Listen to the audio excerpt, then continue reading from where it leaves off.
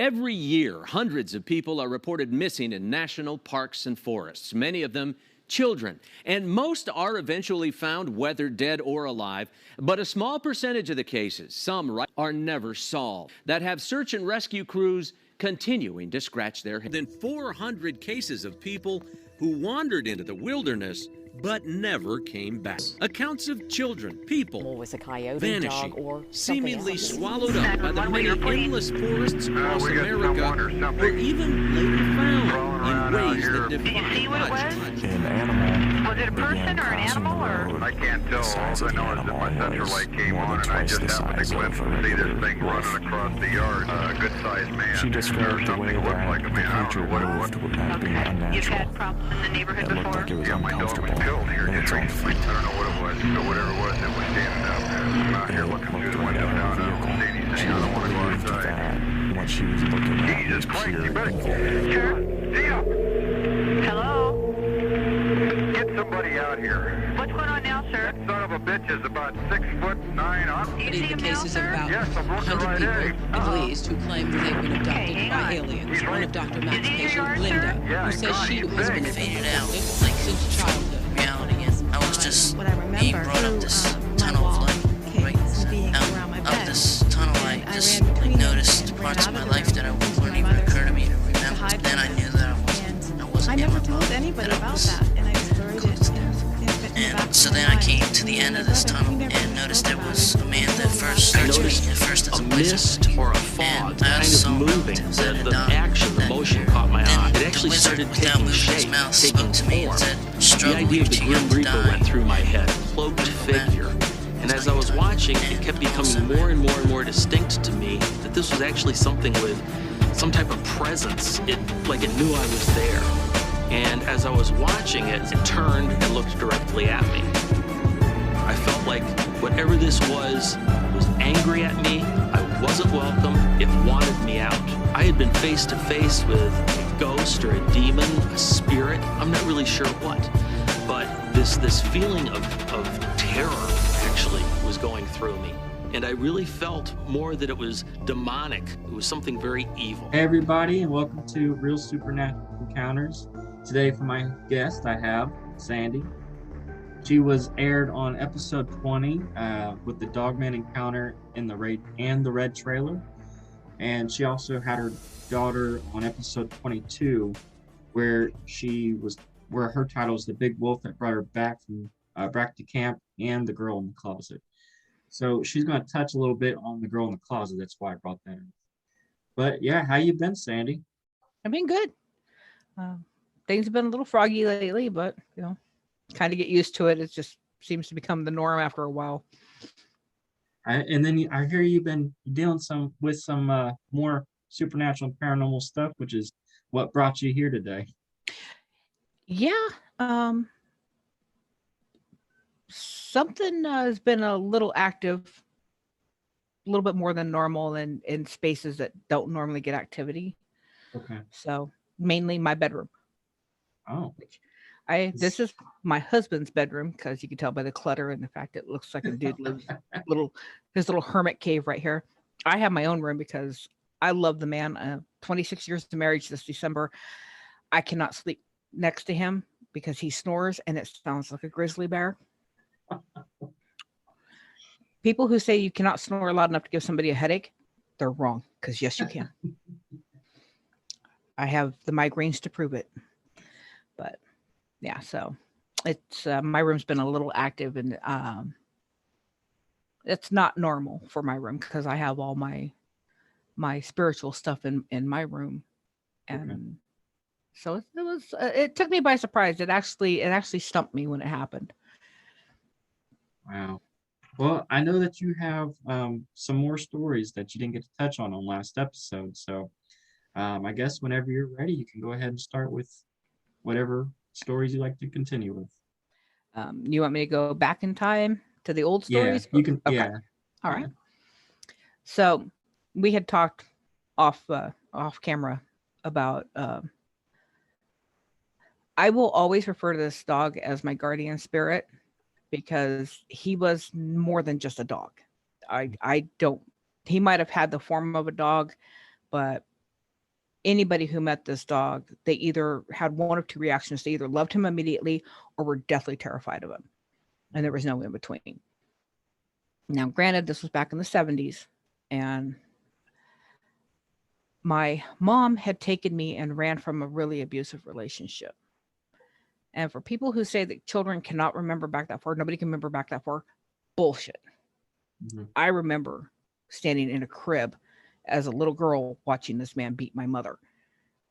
And a few times myself. So, yeah, I can remember back that far.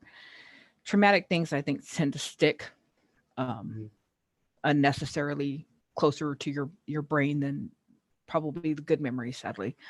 So my mom left and we moved from California up to Oregon. I will always hold a deep, deep, deep love for Oregon. Sadly, I do not remember what city we were outside of. I want to say it might have been Eugene, but I could be wrong. But the area was turned into a ski resort into Utah. I believe it was Utah. Geographic, not my best suit, just saying. But we lived up there in a log cabin with an outhouse. No joke, an outhouse. Great as a kid, wouldn't do it as an adult to save my life. No. So I don't remember what prompted her, but somehow, and this drive, you got to understand, we lived up on the top of a mountain that had a 600-foot sheer drop. Let me tell you, foggy times coming down that mountain to go get groceries sucked. Especially if you're coming down and you got somebody decides to come up and you're sitting there going, we're at an impasse. Who backs up? I don't want to. And there was another family that lived probably about a half a mile up the mountain from us. And they had kids, but it wasn't something you just trotted up across the street to go visit. No, that was a hike. Well, I don't remember the circumstances. I just remember my mom talking to this young man. He's about 16 years old. And I swear his name was Ryan. I don't remember the rest of it, but I swear I would swear his name was Ryan, but I could be so far wrong. Anyway, his dog, who was a AKC registered Belgian Shepherd, had pups. And I remember him talking to my mom, and I was 3 years old. I didn't care crap about the conversation. I just wanted to pet the puppies. So I wandered over, and this little black fuzz crawled over all the other puppies, looked at me, I looked at him, and it was just love, just instantaneous. He proceeded to waddle over and attack my shoe. And I looked over at my mom and this kid, and I said, mine. Because, that's how kids do things. It licked me, it's mine. And for some reason, the boy is like, if your mom says it's okay, you can have him. And my mom's like, I don't have that kind of money. These are purebred dogs. He goes, he's the only male in the pack, and we're only worried about the females. I don't think his mom had shown, maybe, but I think his father had. I mean, you're talking, this is like 1974, so there's no way I could ever backtrack that and track it down because I don't remember everything I needed. But I still remember his registered name was Sir Bosco. I could not say Bosco, so his name was changed to Roscoe. But he was the most beautiful dog. And my mom presented me a challenge. We had an old Ford pickup truck. Anybody who knows trucks, knows Ford, knows that those 70 models were big to a 3-year-old little girl. So she told me, you can get that puppy in the back of the truck, you can keep him. Guess whose ass got that dog in the back of a truck? This one. She still to this day, or well, if she were still alive, up till the day she died, she said she does not know how I got that dog in the truck. They looked away, looked back, The pup was in the truck, and I was standing there as proud as could be. Nobody saw me put the puppy in the truck, and there was nobody else around. It was just my mom, me, and this boy, and the dog's mother who was nursing the other pups. So that might have been the first hint. So basically, Roscoe and I grew up together. Mm-hmm. And anybody who knows large breed dogs know that they don't stay tiny very long. I mean, by the time they hit the 3-month mark, they're already growing pretty impressively. By the time he was 7 months old, for some reason, I don't know why, my mother decided to go down to the Rogue River in Oregon.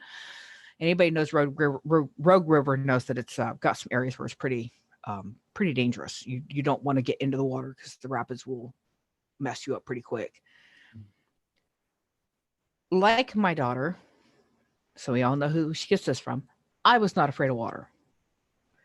And I was playing by the edge, and apparently I fell in. I don't have a lot of memory of this. Mm-hmm. The only memory I do have is the feeling the water suck me down.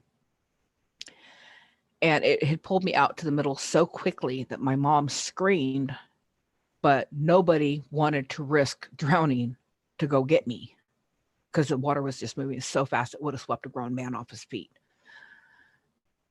So for some insane reason, my mom said she never understood why she did it. She just told the dog, fetch.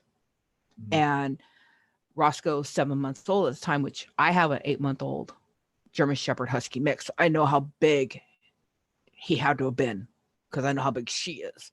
Mm-hmm. He leaped into that water, and that dog swam out, grabbed me by the hair, which thank heavens I had long hair, and he pulled me up. And he pulled me out. I'm pretty sure somebody had to hit the edge and did the human chain thing to grab him to pull him in. Mm-hmm. Apparently, I was not afraid and just took it like a little kid. It's like, yee, that was cool. Let's do it again. But from that day on, that dog would not let me. If I went into the water, and my mom had to chain him, otherwise he would dive in and he would pull me out. I was not allowed to go swimming. Strangers, he didn't care. If it was me, my older brother, even my mom, he would try and pull us out. And if he could get you by the hair, well, you were getting dragged out of the water by your hair. He had an intelligence that was beyond any animal, and I've had a lot of animals in my 49 years. His intelligence level was off the charts. Anybody who's ever had a dog where you could just like casually tell them, oh, go get me this, and the dog bring it back, understands that there's a level that transcends an animal intelligence. He was never formally trained. Back then in the 70s, there was no such thing as obedience training. It was all, you did it yourself. We would go camping. Usually it was just me and my mom, or maybe if we were lucky, her current boyfriend at the time. But for the most part, it was an era that going out camping by yourself wasn't a big deal. We'd have a fire going, she'd have a cooler of whatever. I was just running around playing in the dirt because I was a kid, who cares? We did a lot of night fishing and stuff because my mom loved to fish. Roscoe would go lay outside of the firelight because black on black, you ain't seeing this dog. Mm-hmm. He could camouflage with the best of them. He would go lay outside the firelight. My mom never taught him that. A couple of times, strange men walked into the camp. They're seeing just a woman, and my mom was a looker back in the day before the alcoholism and stuff got to her. She was a beautiful woman. And here's a solo woman with a little kid. And she'd tell him, just so you know, you're being watched. Oh, ha ha ha! What your boyfriend and hiding in the shadows? No, I don't need a boyfriend to protect me. About that time, all you would hear, because this dog never barked, which was kind of odd in its own right. Was he just was not a barker. All you'd hear is this really deep throaty growl, and he'd roll his lips back off his teeth, and the light would pick up that glistening on his ivory. Yeah, and then he'd stand up. More than a few men backed away from my mom. And that dog never had to do much more than just start stepping towards the firelight. And he looked like something out of a nightmare. But with me, he was my champion. As we aged together, we moved back to California. And my mom moved in with a guy. We lived in Turlock on Gear Road, back when it was 90% peach orchards of some form. Orchards, cornfields. Don't even get me started on cornfields. I do not like cornfields.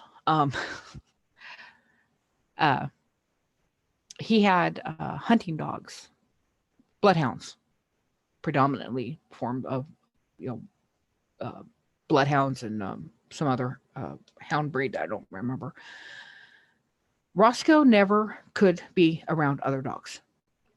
There was something about him that he would immediately try and kill any other dogs. And let me tell you, when I say kill, I'm not joking. That dog killed several other dogs over me. One of them was a Doberman that he eviscerated because for some insane reason, the dog's owners thought it was funny to let the dog come in and crap in our yard. And I was outside.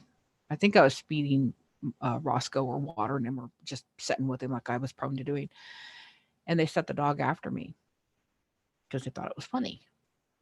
And my dog snapped a chain and hit that dog so hard he knocked him completely over.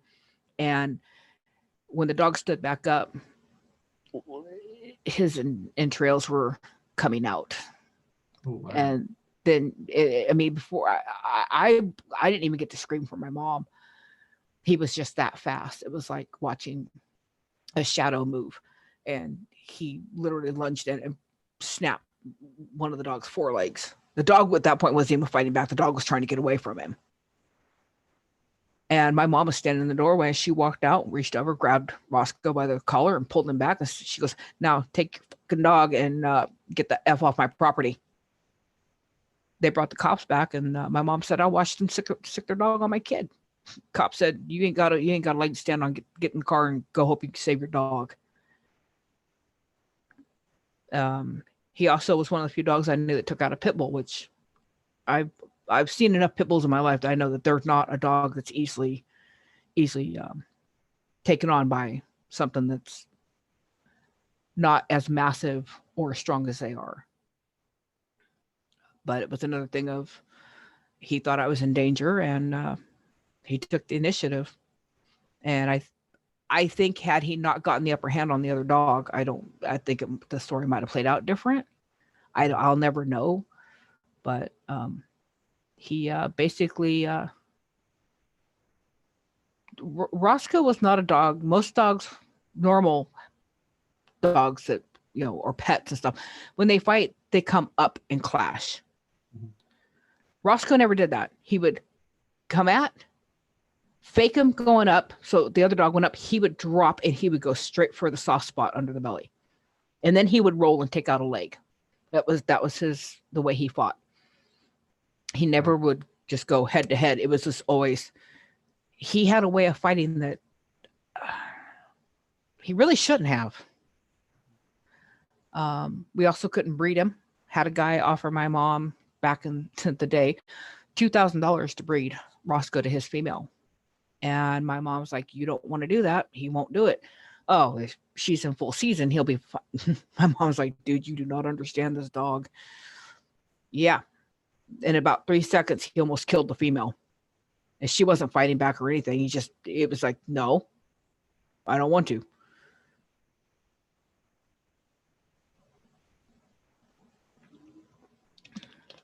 He was also very much one we had to be careful with because I wasn't a bad kid, but I was a very curious kid. I did a lot of stupid stuff, but then again, it was back in the 70s, a lot less strict time back then. It was okay for kids to run around and explore and look into stuff and, come home and the street lights start turning on type thing.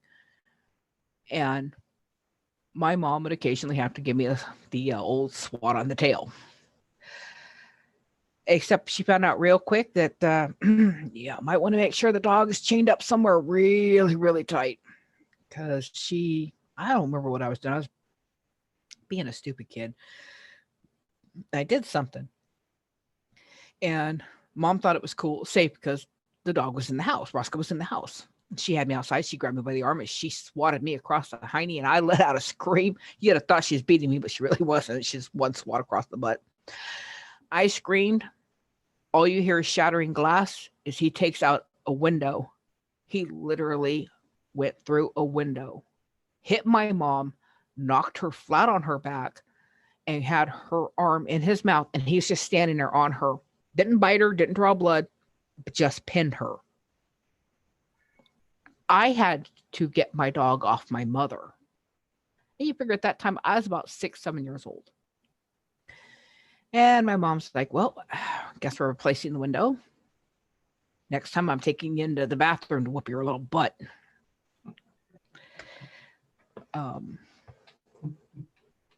Had a guy try and drag me into a car.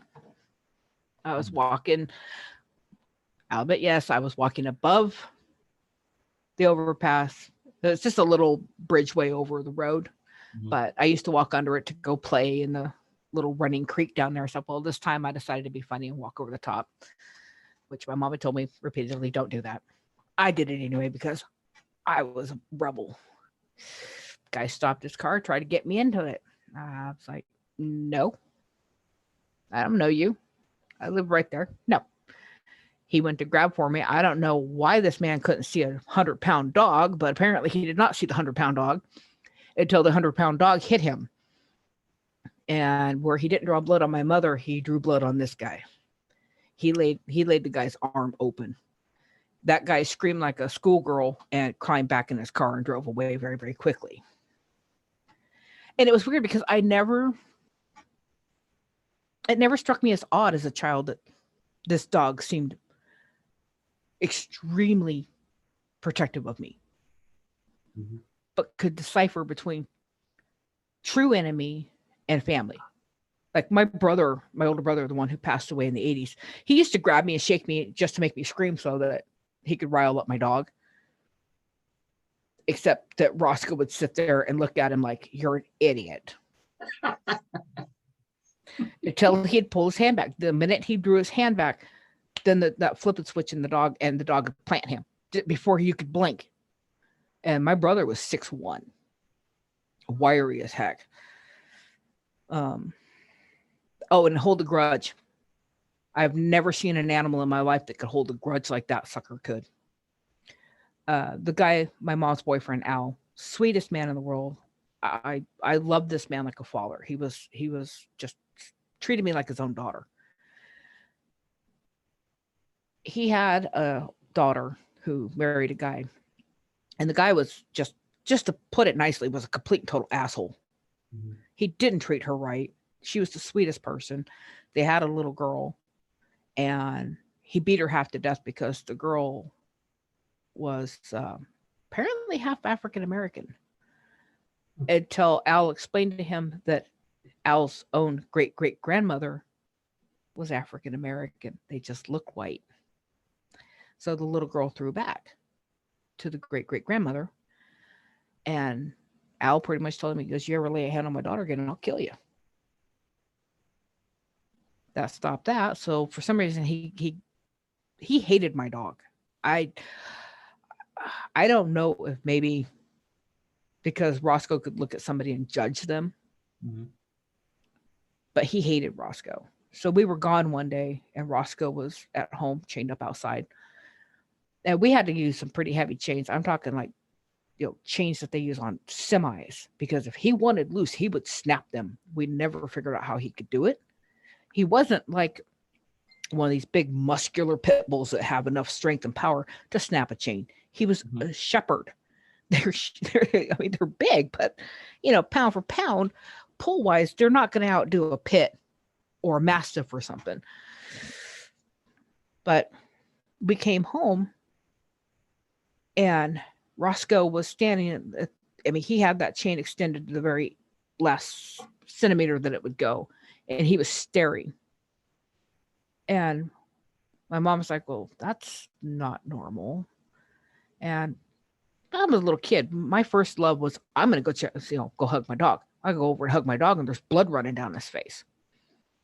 And he's not moving. He's not whimpering. He's not crying. He's just staring. And I freaked out. I was like, Mom, he's bleeding. There's blood all over his face. My mom walks over. She goes, there's also a shovel. That shovel's in the shed. Why is it over here? Somebody hit my dog in the face with a shovel. We take him, get stitches. And for some reason that the vet never could figure out was that eye went from black to brown, almost a golden brown. Mm-hmm. So then he became monochromatic. One black eye, one gold. And it scarred like right across here on his eye. About 2 weeks later, Al's son-in-law come by for something. And I was walking back from Roscoe where he was at. And I think my mom had asked me to feed the chickens. So I was coming back, and that dog let out a roar when he saw that guy, because I was between him and the guy. And I didn't like Dale. I didn't like the man. He gave off some real creepy vibes. And I stopped, and I was just like, oh my God, what was that sound? And I turn around, and it's my dog. And he is making a noise in his throat that I didn't even know a dog could make. And it sounded like a cross between a bear and a big cat. It was just so insanely weird. I mean, every one of the hounds that Al had, he had a big bloodhound, Hank, who was just the sweetest dog in the world. He set all the dogs off. They actually started howling, and it wasn't howling like dogs do when they hear sirens and stuff. Mm-hmm. This was literally cries of terror. They were terrified. And Dale said something, and my mom walked out, and my mom, she was 5'4" of just pure. She'd take on anybody. She didn't give two shits. She walks out and she decks the dude, and she goes, I know you hit my dog, and if you don't get off this property, I'm going to turn him loose and let him have your ass. You ever touch my dog again, I'll shoot you. One second. I got to sneeze. I think I'm going to sneeze. Okay, maybe not. He never openly admitted to it, but the things that he said and did, even Al caught him and said, don't you ever come on my property without somebody being here again. You're not welcome here. He knew that Roscoe was dog aggressive, that he couldn't be around the other dogs. So he brought his Airedale, who he bragged about being a cougar hunting dog. I'm like, yeah, okay, whatever, dude. Because Al's hound dogs were for bear hunting. He never caught a bear, but he never shot a bear either. But his dogs were trained to track bear. So summer in the 70s, it was pile all the kids in the back of a pickup truck and take them to the canal and go swimming. That's what we were doing.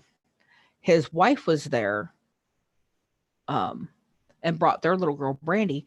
So me and Brandy were in the cab of the truck with my mom, and my middle brother, Dennis, was in the back with a friend of ours' daughter and Roscoe. And He slides up behind us in his vehicle, jumps out, grabs his dog, walks over, drops the gate, or no, he didn't even drop the gate to the truck. He picked his dog up and threw his dog in the back of the truck with our dog, knowing what was going to happen.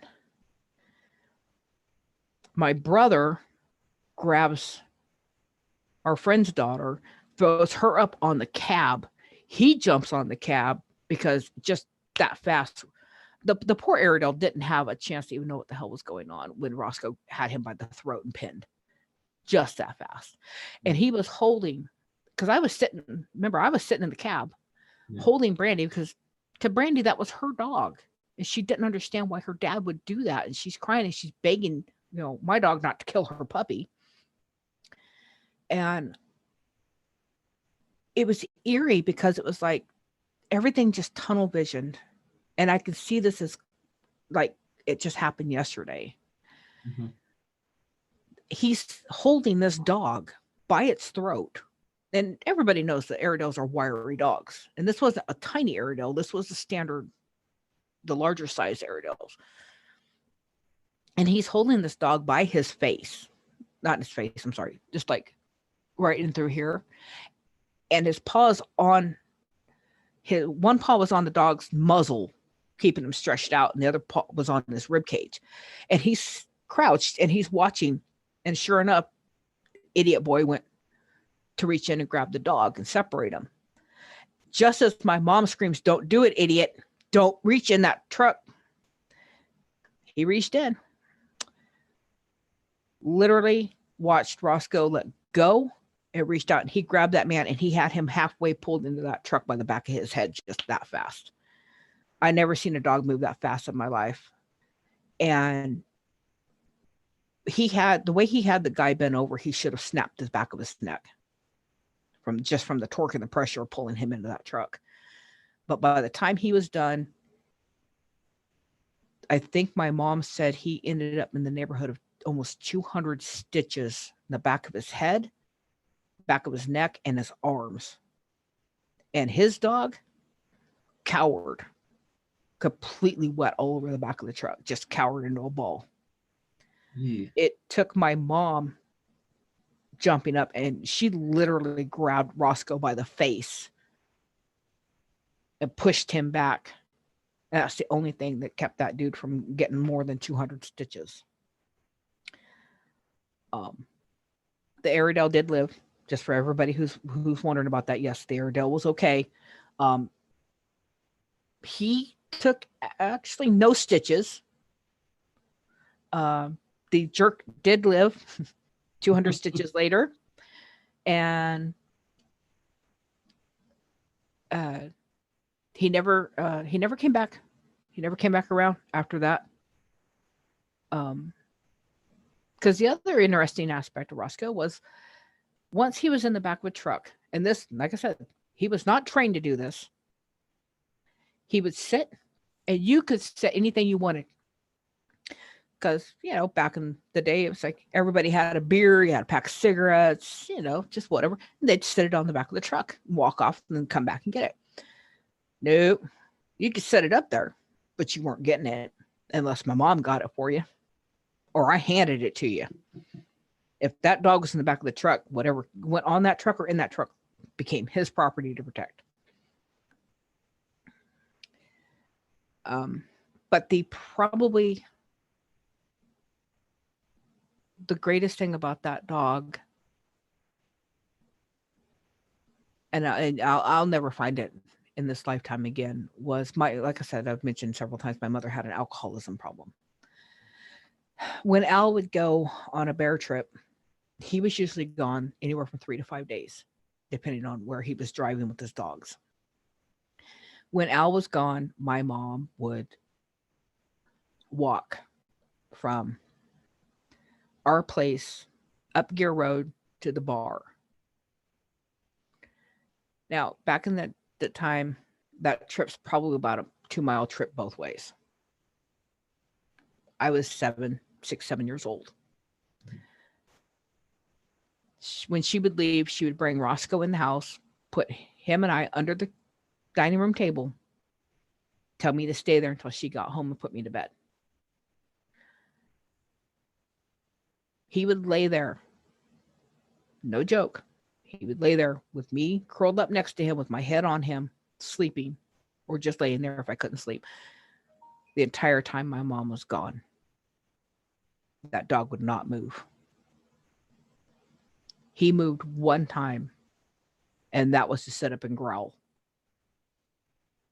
And I heard somebody walking around the property. I don't know if it was the son-in-law, but I do know that they came up to the house and he growled and they ran away. But I don't know too many dogs that would not only hold their bladder and everything else, but not get up and go drink, not get up and go eat, not get up to go sniff around. That dog never moved for hours. Hours. Because my mom wasn't coming home until closing time, till the final call. And then you're still looking at probably another 30 minute to an hour walk, staggering home drunk. He also, I mean, this was a dog I would go curl up with and lay out. He had dug like a little cave indention in the dirt. Mm-hmm. So, because, cool. And I would just curl up in there with him and just lay there. And I had my little transistor radio, little red transistor radio, and I would sing to him. And he would just lay there with me, put his head on my shoulder, and just put his head on my shoulder. And it wasn't like a dog. It was like almost like a feeling of being in your parents' arms. Yeah. So he wasn't just a dog to me. I mean, yeah, did he do doggy stuff? Yes. Did he drag me through newly cut cornfield because he was chasing something? Yes. Did that hurt? Yes. Did I let go of the leash? Yes. Because, ow.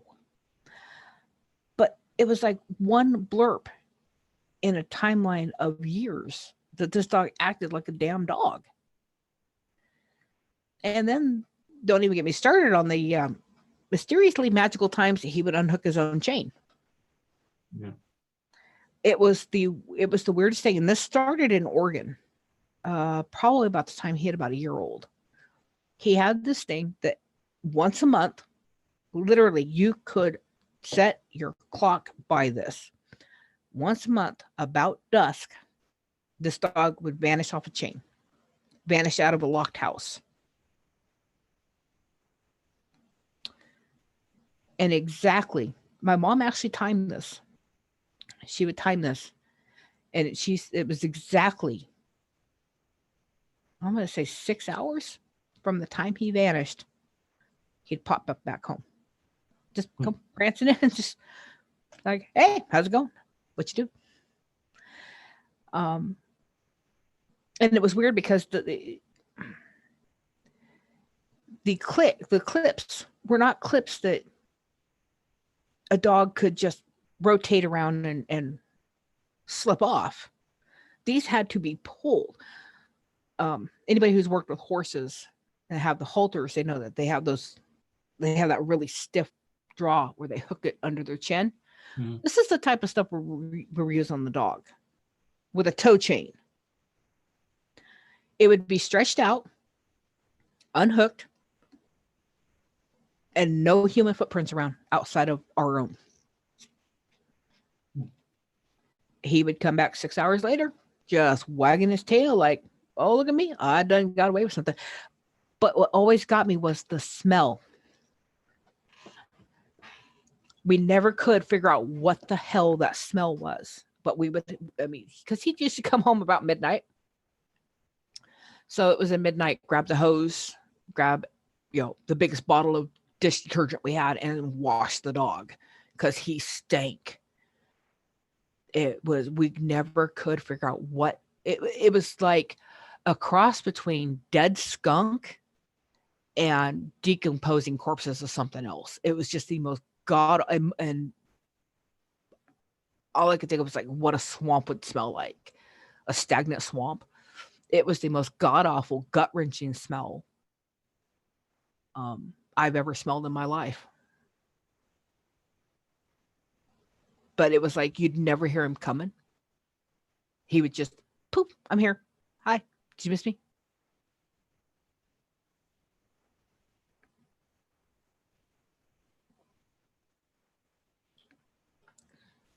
My mom actually said one time, she goes, I'd give my ass to see where that dog's going when he takes his little jaunts.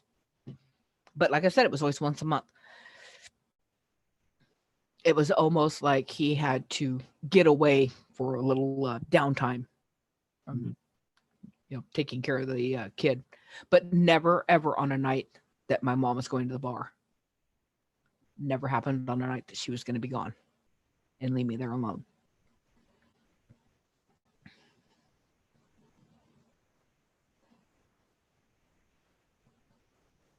I had to be older than that, honestly, because I think about it, and I had gone to my dad's for 42 days when I was 7, and came back to my mom's, because it was right after that she got together with Al, because she went to jail for welfare fraud. Yeah. Only my mother could bounce back quite like that.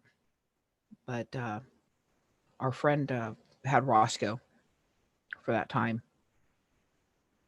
and she never would talk about it. She loved the dog. I mean, her and her daughter just absolutely loved Roscoe. Mm-hmm. He actually protected her daughter from a creeper, window peeper. But they just like, you ask him about, she asked her about it, and she's just like, oh, he was fine. Okay. But yeah, he just always seemed to know. Always seemed to know when I needed him. Always seemed to know if I was going to be in danger. He loved my grandmother. My grandmother absolutely loved this dog. And when I was moving in to live with my grandmother, my mom was heading back up to Oregon, and she was going to take Roscoe with her, because we lived, my grandmother lived in a duplex. And the lady whose apartment was butted up against the back of ours was deathly terrified of Roscoe. Actually had a little lady cross herself and start screaming that he was Satan. And of course, being the smart mouth kid I was, I looked at my dog, looked at her, and said, no, he's just a dog.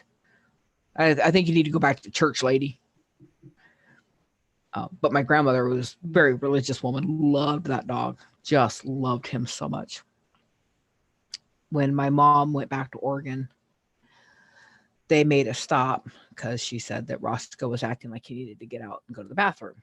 So they made a stop, and she opened the side of the van, and he jumped out, looked back. Was the first and only time the dog ever barked, and shot off into the Oregon woods. She called him and called him and called him. He never came back. It was like he said his job was done.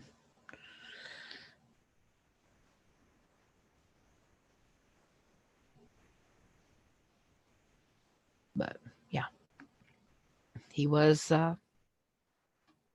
more than just a dog. I think he was my guardian. I think that's what his purpose was. He couldn't save me from everything, but he got me through some of it.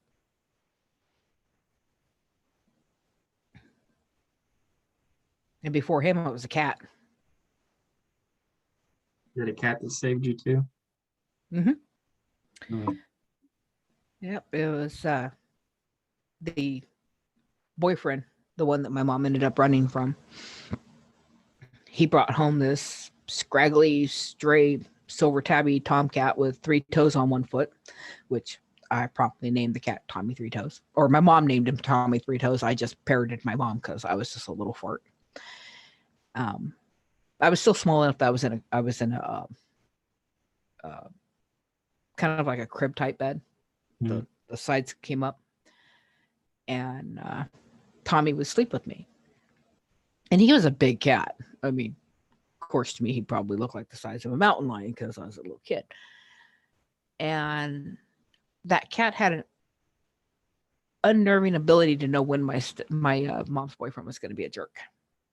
And a couple times he would knock the heck out of my mom, and then he'd come for me because I was standing there just hanging onto the bars, peeking, and I probably made a little noise or something. And he would head for me, and then that cat would just show up, just boom, and he laid Dawn open so many times. As soon as that man reached out in that crib for me, that cat was like, nope. He'd rip him open with those 3 claws. Dawn was literally got terrified of the cat. As long as Dawn wasn't being a jerk to me, cat was fine. The minute Dawn would come at me drunken and ticked off, whatever reason, that cat was like, nope, this ain't gonna happen.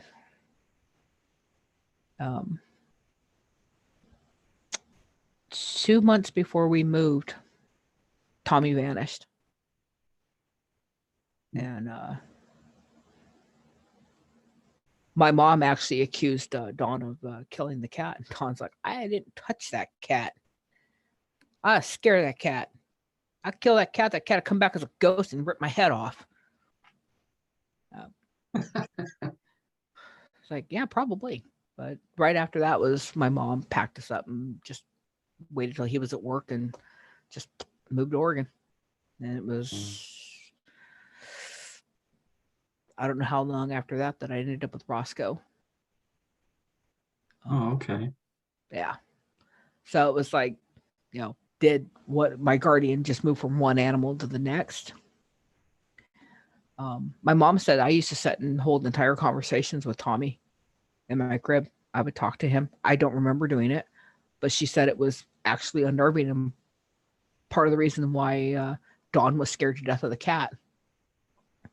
Because he said it was like the cat knew exactly what I was saying. And it's like, well, yeah, children have no filters. They don't have that all buried away because they're told it's evil and it's bad and it's corrupt. Where children are innocent or they're open. So, but that cat was awesome. And it's funny because when my daughter was born, we had gotten a black cat. It was close to Halloween, and this little scrawny black kitten just come out of nowhere. And my brother and I were walking up to the store, and I'm just like, oh God, I can't leave that kitten there. And I'm pregnant. It looked like I swallowed a baby whale. So I told my brother, get that kitten. Carried it up to the store with us. Got a little cans of cat food. Carried him back with us. Went from little tiny kitten to, dear God, moose cat. And we thought it was a girl, so we called her Deidre. Till Deidre's balls dropped. Then Deidre became DC. And we're like, okay. Well, we started putting up the crib. And I mean, by the time this cat reached 4 months old, this cat was huge.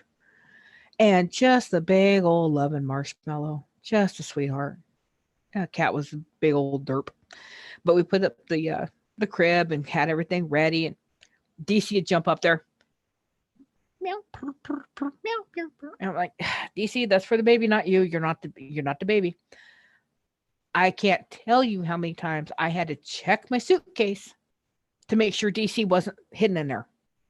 So I'd pull it out to check and make sure I had everything for that. They give you the little list and you come in and have your baby. And that cat would just be like, weren't you outside 5 minutes ago? How are you inside my suitcase laying there? Sadly, over time, I lost the pictures. I actually had a picture. He crawled in, flopped down, curled his tail around, and did not want to be removed. But unfortunately, I lost the baby book that I had done up with all those kind of pictures for my daughter. But I had one where she's laying next to him. She's got his ear in her mouth, and she's just nomming on his ear, and he's purring. He's as long as she is. He's bigger than she was. But he never hurt her, never laid on her. If she got fussy and he didn't think we were moving fast enough, he'd get up and start hollering at us. Like, well, you learn how to change your bottle and butt there, buddy. See how you like it. Sadly, he was hit by a car and killed. I want to say she is probably about 3 or 4 months old. But yeah, we had pictures of her sitting in her daddy's arms, and DC had to be wherever Sammy was, and she just reached over, grabbed the cat, and just used him for a chew toy. Cat did not care. As long as she was touching him, that was the happiest cat in the world. He was a good boy. Now, you also mentioned that I guess I can kind of just have you go through sequence of, you can either go on with your experiences that are happening now, or talk about Sam's encounter of where you got to see this demonic girl in the closet. That one's pretty short since I only saw her the one time, and like I was telling you, I had gone outside in the front yard for something, and the kids were at school, and my adopted niece was asleep on the couch because she had a really bad ear infection. And I looked up and looked over and thought I saw my daughter standing in the window, because I looked over, saw a young girl standing in the window. I'm like, I know dang well my daughter's at school. Who's in my house? So I went back in, and Kimmy was asleep on the couch because, like I said, she had an ear infection. Literally, the doctors had pulled a rock out of her ear. Don't even know how she got a turquoise rock in her ear, but she did. Yeah, 16-year-old girl, so she wasn't doing it herself. But it had caused a minor infection in her ear, so she was asleep. So I went into my daughter's room that she shared with her brother, and the closet door was open, and it was cold. It was so cold in that room. And given the time frame, it was not super hot outside, but it wasn't cold. It was I want to say probably around spring when this happened, because they were still in school, so they weren't out of school yet. And we had a lot of stuff going on, a lot of family things happening at that time, and I had a lot of stuff going on with my job, and I was just stretched. My tolerance levels were just stretched beyond their endurance, and the closet door was open, which, as Sam had mentioned in hers, that closet door didn't open without shaking the entire house. And to clarify a blurb that my daughter paid, I love her to death, but she didn't grow up on a farm like I did. What happened was the landlord was so penny pinching that he used latex fence paint in the house. So not only was the closet door in her room done with white latex paint, fence paint, so were the cabinets in the kitchen. So you can imagine summertime. Yeah, they sealed shut. We actually had to pry them. No, we literally had to pry them open with screwdrivers. Oh, wow. Because we had the AC unit that we had was a water cooler. Hot day, water cooler. Yeah, bad combination. So anyway, there was a reason why that door did not want to open, and it was slightly not in the frame right. So, but the door was open when I went in there, and like I said, I've never claimed to be sane. I do have my insanity moments, and this was one of them. And I just turned around and I said, if you do not leave my kid alone, I am going to fucking end you. I will sage you. I will bless this house. I will burn this house to the ground if it means that you rot in hell. And I was so angry. I think I really just unloaded by that point, because my daughter was terrified of the room. She'd go sleep out in the living room. She would go sleep with Kimmy, or she'd make Kimmy come in there and sleep with them, because didn't seem to want to mess with Kimberly, which was a blessing. It really didn't mess with her brother as much either. It just seemed to be her that it fixated on. And I just unloaded. I just basically, I went off on this Irish temper tantrum that just, by the time I was done telling this thing what I was going to do to it in graphic detail, it slammed the door shut. And things got a little quieter after that. Occasionally it would, one thing I was surprised that Samantha didn't mention was the stench. Mhm. There was when this thing was getting ready to get active, you'd smell it before it did. It had like a death stench. Like all I could think of was like closest I could compare it to was when I was a teenager out in Empire. There was a dead dog by the railroad tracks, and my friends and I were jumping the tracks to run over to go goof off whatever we're doing, and we could smell it. That's exactly what it smelled like, was a rotting corpse. And it never stuck in the clothing like that should have done. So it was almost like a heralding. And it was only occasionally that you would smell that. But that whole place, I hated that house. It's so benign looking from the outside, but there was so many I hated the washroom where a washer and dryer sat in the back to go out to the backyard. And it had a nice sized backyard. Hated that backyard. I could not be out in that backyard. I hated going out there to hang my laundry up to dry. I hated everything about that place from the back end. I always felt like you were being watched. There was just something so unsettling about the place. Now you could go out the front, not as bad, but going out the back. And then at one time we had put a kind of a slip and slide thing out in the back for the kids to play on and swim on, or not swim on, but turn the hose on and just get all wet and crazy. They were out there 5 minutes. 5 minutes. Sam comes in, she's dragging her brother. I was like, what are you doing? She's like, there's a creepy guy watching us at the fence. Oh, really? No. Mama bear mode kicks in. I jerked that back door open. There's nobody there. Like, well, honey, he's gone. Go ahead, go back to playing. I'll leave the door open. If he comes back, just send your brother in for a drink. Because I was going to rip somebody's head off. At that point, I didn't care. Somebody was going to get hurt. Sure enough, 10 minutes later, here comes my son. Drink. I flew past my son, hit that back step. Nobody there. And she was just like, she's just sitting there, and she gets up and she just turns around. She walks up the back steps and she just goes in the house. And I'm like, Sam, where'd the guy go? He disappeared. Oh, okay. And our backyard was like not wide per se, but it was long.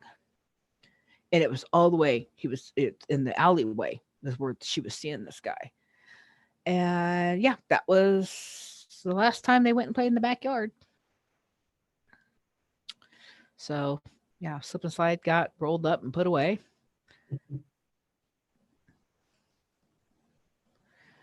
Yeah.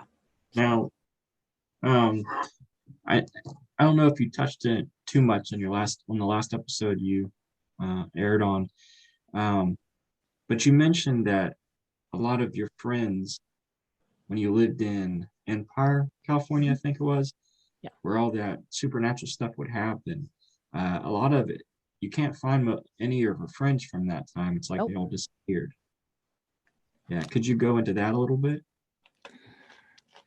It's basically pretty cut and dry. I was like, I have looked for them, and it's like literally cannot find any of them. Like I said, I did talk to two of them after, or one of them was before my daughter was born, and the other one was after my daughter was born, and they were just gone, mentally just gone. Teresa had to have a keeper, and Manuel was convinced that we were still back in the 80s. It's like, dude, it's 95. No, we're not back in the 80s. It's 5 years past that, buddy.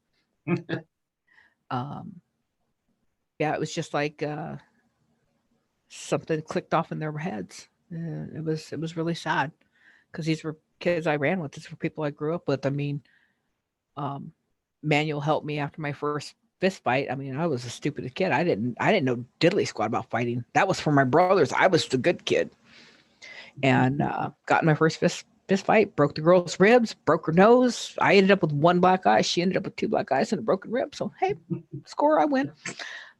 He walked me home and made things cool with my mom, because first words out of my mom's mouth was, "Did you win?" And Manuel's like, "Yeah, I'm pretty sure she's going to the hospital." And my mom goes, "That's all I want. That's all I care about." Now they were all good people. I mean, we were just kids. We were just stupid kids. You know, yeah, we smoked some pot and hot box Frankie's car a few times for going to school, but everybody hated that school. I still hate that school. Yeah, I still have anger issues when it comes to that school. Now, have you heard anybody that's possibly went through the same things you went through when you lived down there? Have you heard of any stories of such where people have experienced everything you did? No. I honestly, Anthony, I try to stay away from that place.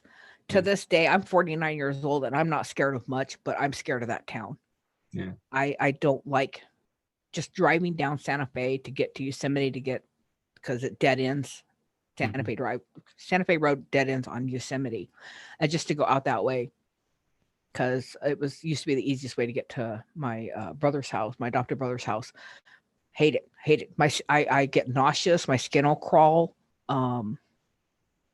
Too many bad memories. I mean, sometimes the bad memories eclipse the good memories. Mm-hmm. And the more I think about it, the more I realize that there was some probably freakier shit going on than even I realized. Yeah. One area over the river that runs through there is a bridge, and there was 4 or 5 of us walking across the bridge. One of the boys had a bike. I was in the back with Teresa. One of the other guys was with us, and then the other boy was up front with the other kid. Had a car swerve in, hit him. They were walking like not even. We weren't even social distance length away from each other. He was only like 3 or 4 feet ahead of us, because we were walking along the edge. And this car just jumped it and hit the kid's bike, ran over it, and took off. For no reason whatsoever. And not a single one of us saw the driver. 5 kids, nobody saw anything. It swept in and close enough that had the guy in front of me and my girlfriend not shoved us backwards, we would have went over the railing of the bridge into the water below. That's how hard they swept into us. We weren't out in the road. We weren't dicking around being stupid. We were up on the lip that we were supposed to walk along. This is back before they had the pedestrian railings and all that happy stuff that they put on the bridges now. And you take consideration that the railing on the other side to free falling was only about hip high. So, I mean, there's just, to me, that town is pure evil. And I hate that town. I don't like it. I don't want anything to do with it. Too many bad things. My mom died in that town. My brother died after being there. I had probably more loss of innocence, loss of safety, loss of sense of self, lost family, lost pets. I mean, it was just one curse after another. So, and it's over there by Yosemite. The road's Yosemite.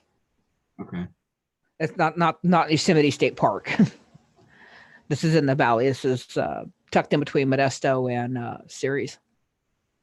It's just crazy how it's so supernatural and paranormal over there, that all those events, that for you guys that haven't watched her first episode, like she mentioned so many things that happened to her in that town. And that's why she doesn't want to go back there. And a lot of her friends that have witnessed all those encounters that she went through, she can no longer find. I mean, we're in a day where we have social media. It should not be that hard at all. and it's not like anybody had really super hard names to remember. I mean, I remember Teresa's last name. I remember JJ's last name. I remember my buddy Mike, his last name. Can't find them anywhere. Anywhere. Cannot find them. I don't know. This is just not just Empire. I've had this as a reoccurring theme in my life. I've had other friends that have just like, poof, goodbye. I have one that to this day I would still like to know if she's alive because I think her father killed her, but we can't prove it, and I can't find her either. But What's her name? Lisa. I'm not gonna say her full name out loud because, like I said, there's a part of me that thinks that her father killed her. Okay.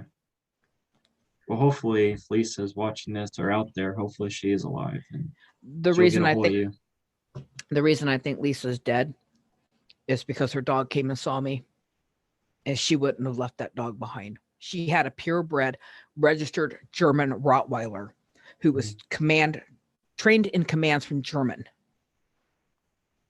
and was one of the most beautiful dogs I've ever seen. And Cody showed up on my doorstep, showed up in my yard a week after Lisa vanished. Wow. And they just lived right down the road. This is out in Stevenson. I was living with my dad at the time. I went to school with this girl, and I know for a fact her dad was beating her and her sister. When you can leave bruises on a girl who's African American with skin that's really, really dark, then that's saying something. And Lisa was one of the best people I knew. I mean, she was tough. She was funny. She was smart. She was a good friend. And her dad was one of these, he was a beautiful man, just a good looking man. He always wore a suit. He always looked impeccable. He looked like the perfect father. Until you saw the bruises and knew them for what they were. Even my dad, my dad's not one to point fingers, but my dad talked to her father one time and he said, that man's too smooth. And when I told my dad, I said, Dad, I just saw Cody. And my dad's like, not Lisa's dog. And I'm like, yeah. But her dad came by and said he was picking up the dog and they were moving out. And that was, I think he did that like a week prior to that. He stopped by to let me know that they were moving.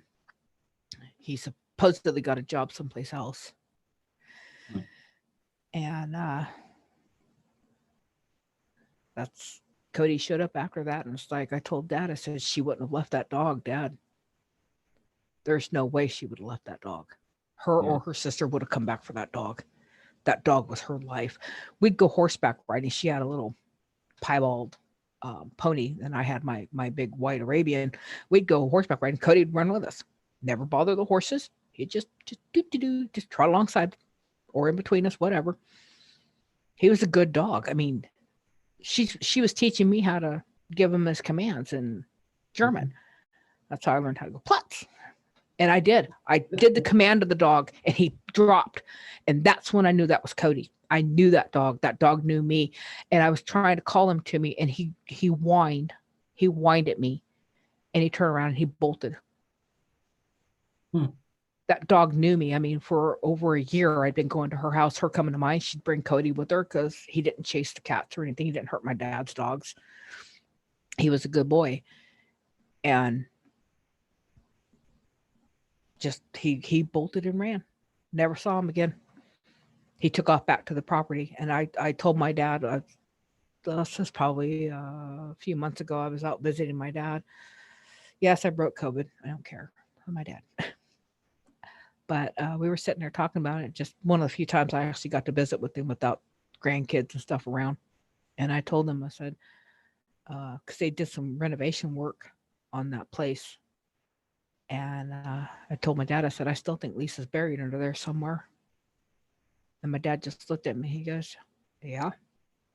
He goes, for some reason, he goes, sadly, honey, he goes, I agree with you.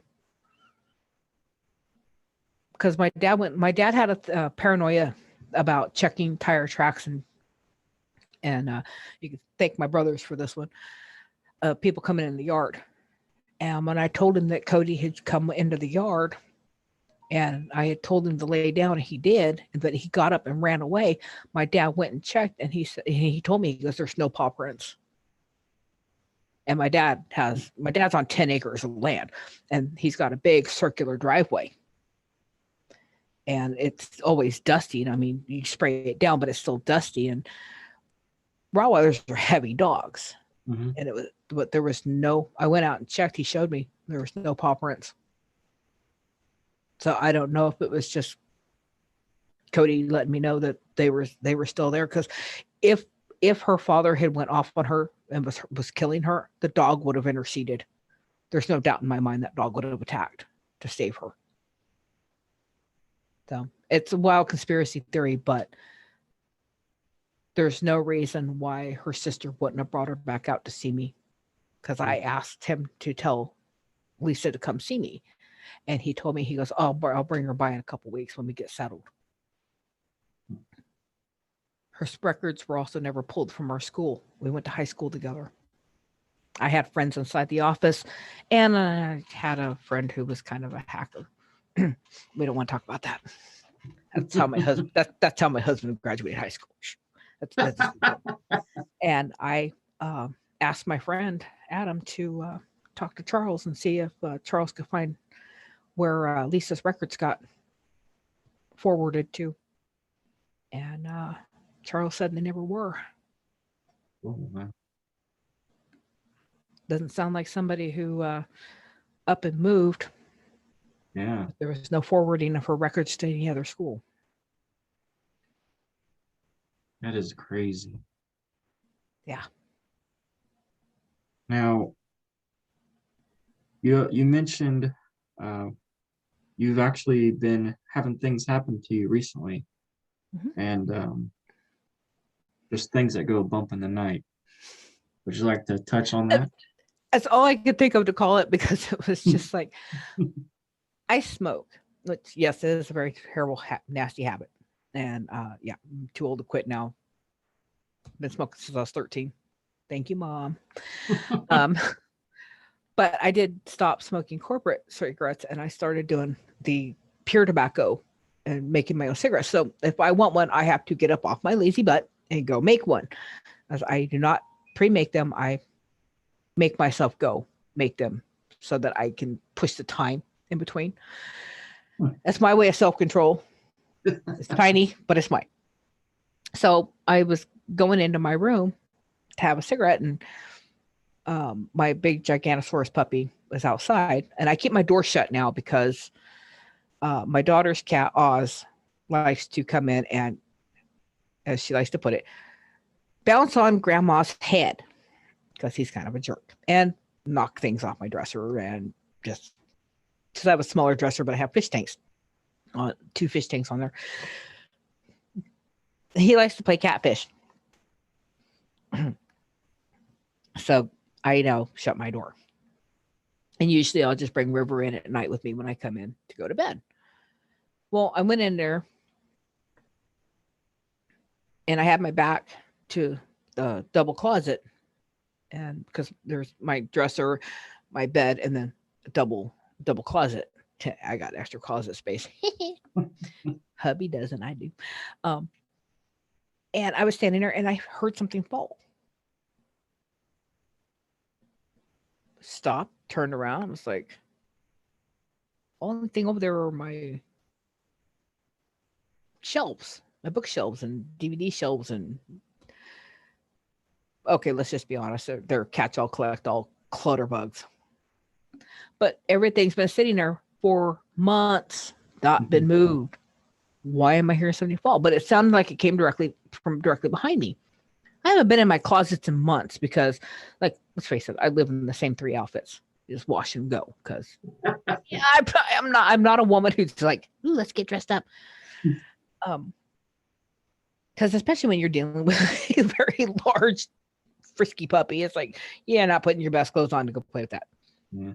I was like, okay, something shifted. Probably my yarn's trying to cry out for attention, but yeah, you're just gonna have to wait your turn.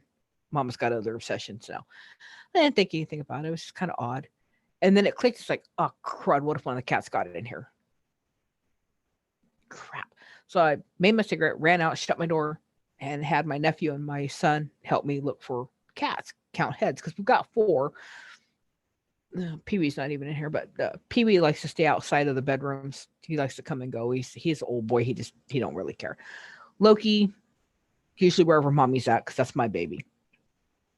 Samantha's little monster, Ozzy, and then my husband's girl, Banshee. But Banshee's usually up here on daddy's computer or wherever my husband is. That is total daddy's girl right there. Mm-hmm. And we're looked in. Banshee was up here. Pee-wee was over here on that box because he loves that box. We can't move that box. He gets very upset. And that left Ozzy and Loki. So I'm like, crap. If Ozzy's gotten into my room, he's going to go after my fish tank and, make a mess. And then I'm going to paddle his little orange fanny. Looked and looked. Couldn't find Loki. Found Ozzy. Ozzy just happened to be sleeping in a chair in the dining room. Oh, okay. Looked for Loki. No finding Loki. No finding Loki. I'm like, how did Loki get into my room? All right, fine, whatever. Well, pretty soon here comes Loki crawling out of a box because the boy's got a thing with boxes. And he's half asleep and kind of doing the blurry eyes. Like, okay, that's every animal in the house, including both dogs. What was in my room making noise? Mm-hmm. Okay, whatever. I'm not even going to trip on it. Don't care. A couple hours later, it's like we start shutting down. I was like, okay, I'm going to head to bed. And my nephew was like, well, do you want me to keep River out here? Because she still has a few tiny issues with potting in the house. Not as bad as she was when she was a puppy, but apparently it's a shepherd thing. They like to be the rebel and do what they want when they want. And I'm like, yeah, that's fine, because it gets so warm in my room, even with the window open, that it's too much for her because she's got a double coat. So he's like, okay, I'll keep her out here with me, no problem. And I said, well, if it gets bad, just go ahead and put her in my room. She won't settle down or something. And I went to bed.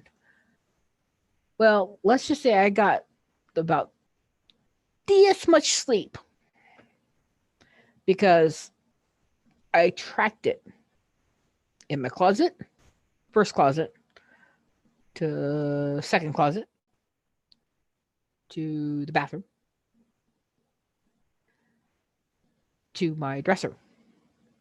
Well, about the time it got to my dresser, and my dresser is as tall as this thing, and it's got a little rotating fan on it. And then, of course, my clutter crap, because I clutter everything. Every surface of my house has clutter because I'm a clutter bug. So I don't have anything up there. I don't, most of the animals won't jump up there. It's just too damn high for them to care. And about that time, my nephew opened my door to put River in. She started in the door because I was still awake, so I sat up, and she started in the door, and she reared back, knocked into my nephew, tucked tail, turned around and went goodbye. And my nephew's like, I'm sorry, didn't mean to wake you up. And I said, no, it's not you. And he goes, she just bolted. And I'm like, yeah, I know. She won't come in here tonight. Don't worry about it. He's like, okay. I didn't want to tell him because he's super sensitive to stuff like that and would be like very, very freaked out. So the next day I did explain what was going on. But as soon as that happened, it seemed to settle down. But it was like literally tracking its way around my room. I don't know why. Because when I first started hearing it in the closet area, I was like, okay, it's probably the outside feral cats under the house. And it's just echoing up through the vents. Okay. Nope. The way this tracked, the vents don't run that way. So, and it did a little bit more after my nephew left and shut my door back again. I finally fell asleep to hear my shelf get cleared. All the stuff like it was on one end of my dresser, gone on the floor. So when I got up the next day, it's like, okay. And there was no animals in the house. And it wasn't like my nephew had reached up and put his hand on there or something. It's actually far enough back away from the door that because I'm prone to clipping things and crashing into stuff. So I don't need to have things that close to my doors. So yeah, that was fun. Our shadow entity in the hallway has been extremely active. See it peeking around things or just walking. You always catch sight of it walking. It's very active. Doesn't bother anybody. Doesn't hurt anybody. Just kind of think just checking in on us. Just kind of make sure everybody's okay. Don't get me started on the one in my bathroom, in my bedroom. That one annoys the crap out of me, especially when I'm taking a shower and it likes to walk into my bathroom. It's like, no, you need to get out now. Thank you. Many a time I have actually opened this because it's one of those doors that you shut it and it's that frosted, stupid glass looking thing. And I will actually see a shadow walk in to my bathroom. And many a time I have stopped, popped it open, thinking my husband walked in to ask me something. It's like, nobody there. Or my favorite, hear my name being called, or hear, Mom, I'm in the shower. I'll be out in a second. Hurry up, finish my shower, thinking that my daughter's gonna, having death-isms or something. Come out, and my daughter's like, I didn't call you. Wow. Oh, and my cat, I cannot take a shower in my bathroom with Loki in the bedroom. He will sit there and yowl the entire time. Oh, wow. I can use the front bathroom, take a bath, take a shower in there. Perfectly fine. I go in mine and he yells. He will yowl, and rah at me until I get dried off and dressed. And then he's like, oh, okay, we're good now. Okay.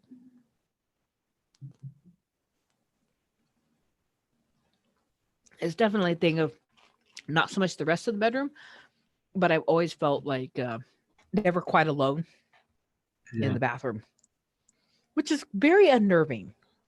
I just want to put that out there. If anybody else finds that unnerving to feel like there's a presence in your bathroom, it's like private time. Hi, just boundaries. We has them.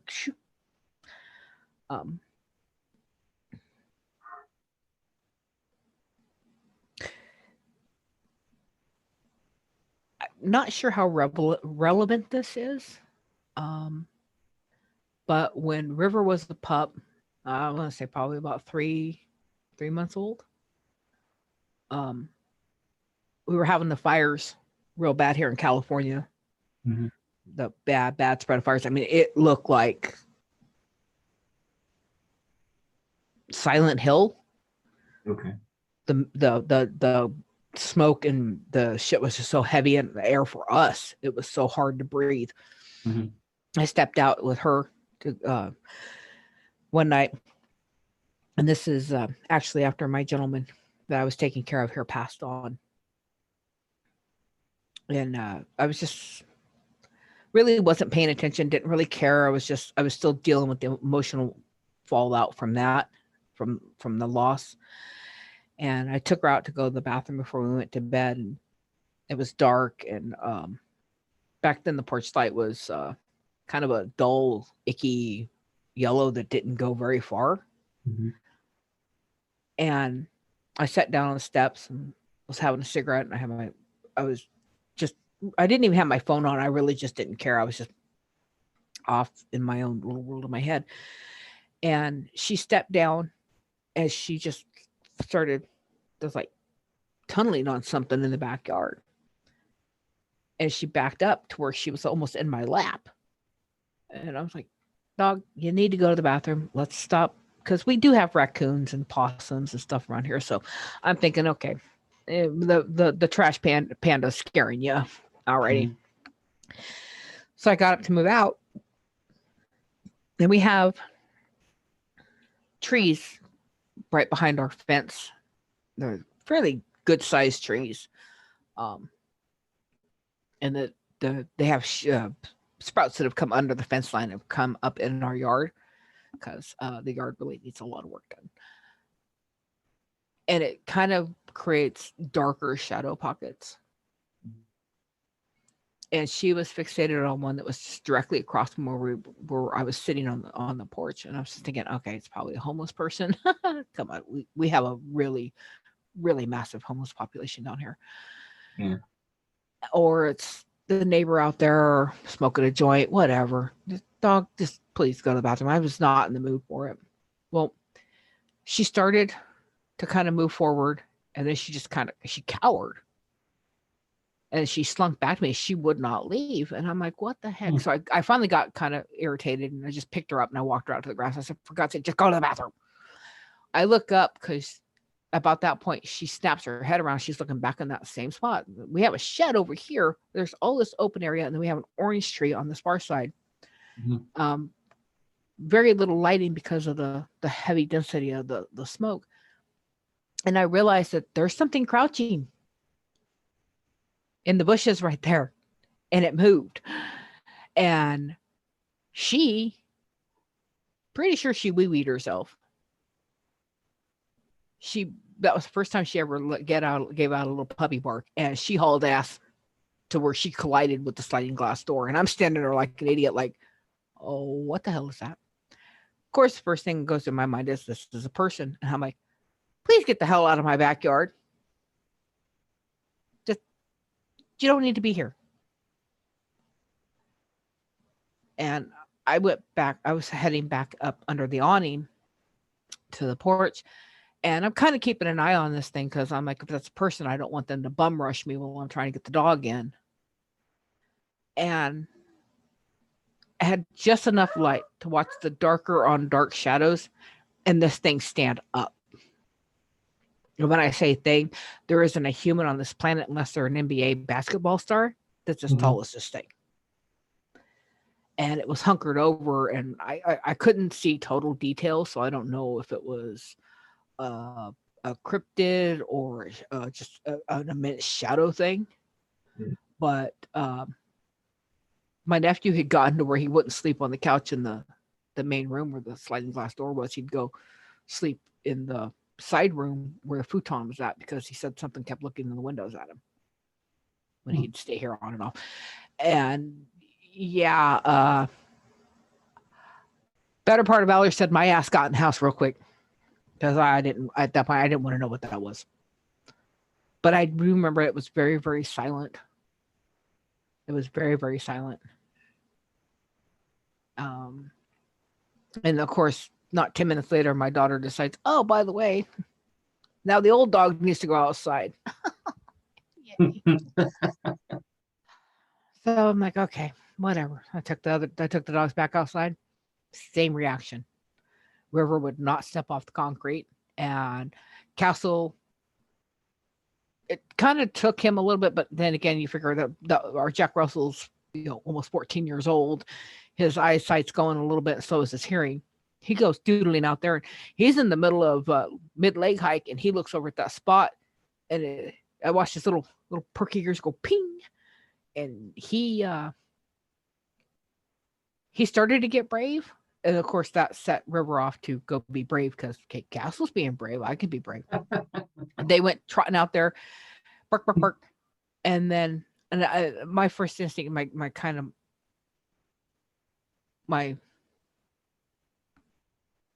Ozzy, when did you get in here? Stupid cat.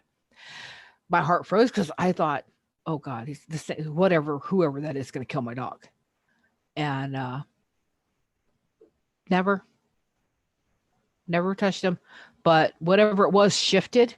Both dogs, whatever it was, they ran. They bolted back to me. I know because I almost ate it down the steps because I was trying to get up and open the door for them. And sorry, I gotta message my husband to come let the kitty cat out. You're fine.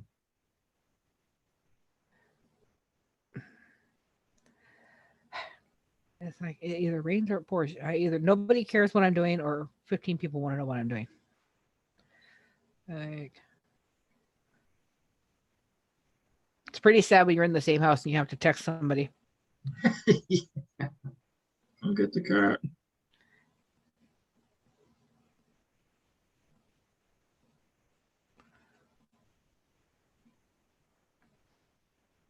Poor Ozzy's probably like, I'd really like to eat.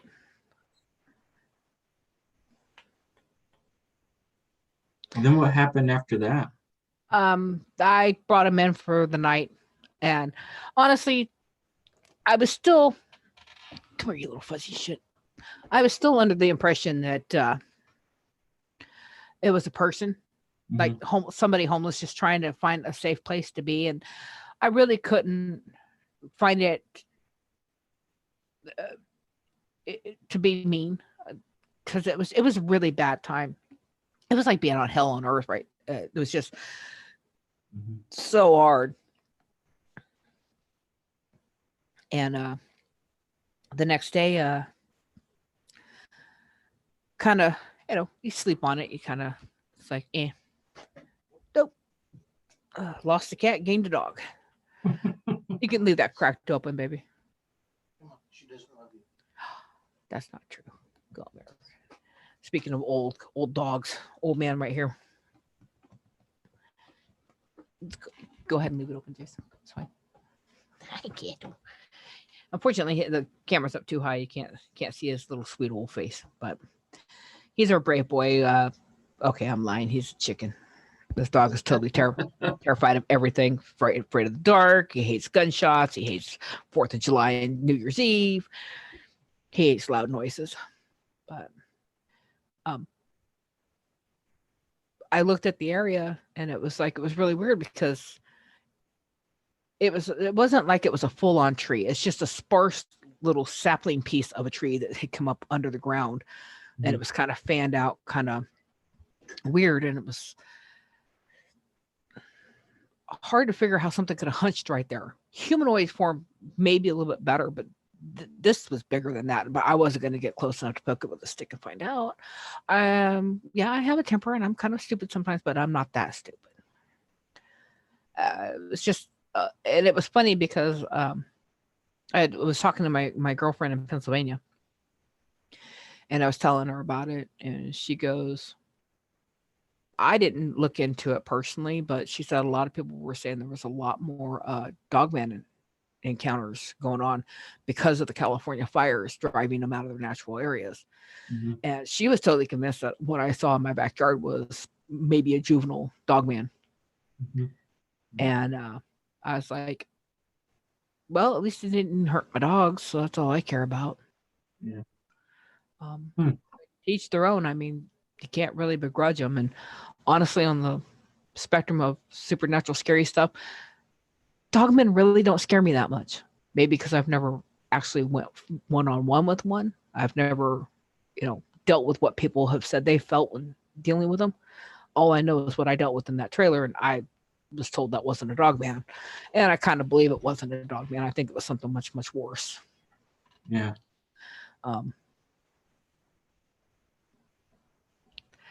Ozzy decided to come back in, and he's looking at me like, what? What are you doing? He's getting all agitated about something. But I don't know. Like I said, I didn't see the glowing eyes. I didn't see anything that said Dogman. I just saw a really, really massive dark shadow. It was like Vanta black on black, which was kind of weird, but that's the only thing I can describe it as. It was like a much more light sucking, stealing black on a black shadow.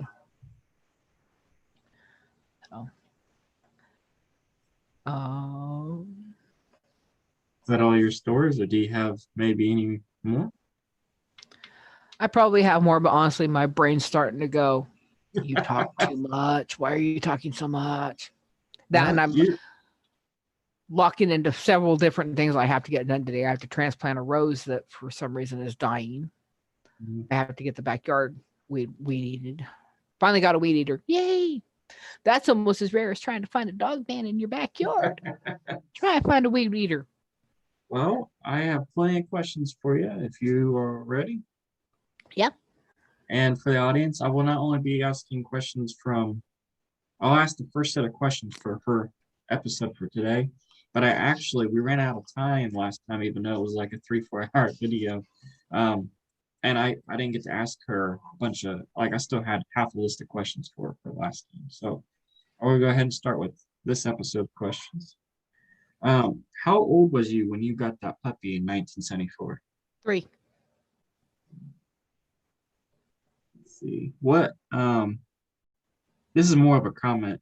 It's like, how unique of a dog to be able to save you that first time, as little as he was, without even learning. That was what always blew my mom's mind, was that like she said, she was, I didn't think about it. I just gave the command and the dog obeyed. He had never been trained to fetch.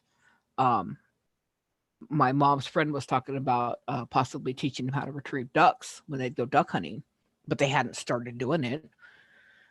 So how he knew the command when she gave it, nobody knows. We just never figured that out. You've probably heard of this when it comes to, I don't know if it's just paganism or if it's different things, but animals can be called familiars or shapeshifters. Do you think that he might have been? Yes, I do. Given my practices, which everything I do is based around animal spirituality. Mm-hmm. That's always been the one that has most called to me, and I can't go too long myself personally without a pet, especially a cat. And then I've got my baby Loki. That cat is like my soulmate. Mm-hmm. My husband found him in the shelter and was just adamant that I had to have that cat. And he was so dominant, and he was just a little dude, just a little guy. He crawled over and pushed other cats out of the way to climb the cage and let me know he was there. Mm. And I was looking at a real pretty calico, a little bit older cat, and my husband's like, no, it has to be this one. I'm like, okay. So when he brought him out, I looked at him and said, Loki. I'm gonna name him after the Norse god of mischief, because he's he's got the I'm a tyrant and I'm cute. Pay attention to me. He is my baby. He slept with me. He'd sleep curled up on my head. Even now, like last night, he's got to sleep with Mama. Yeah. I do kick him out of my room sometimes because he does like to walk on my head. but yeah, he's very much. See. Now you mentioned that you had 3 or 4 times that your dog Roscoe saved you. 1 being drowning, 2 being a dog attack, then 3 being a possible abduction by a person. Where would you be if you would have never got that dog? Dead. Yeah. I genuinely think I would have been dead. Because, you would have drowned, possibly, that day, because no one was going to be able to go in there without drowning themselves. Yeah. And then if you did survive that, you could have got killed or hurt really bad by a dog attack. Mm-hmm. Let's just say if you survived that. With the third one, someone tried to abduct you, pull you into their vehicle.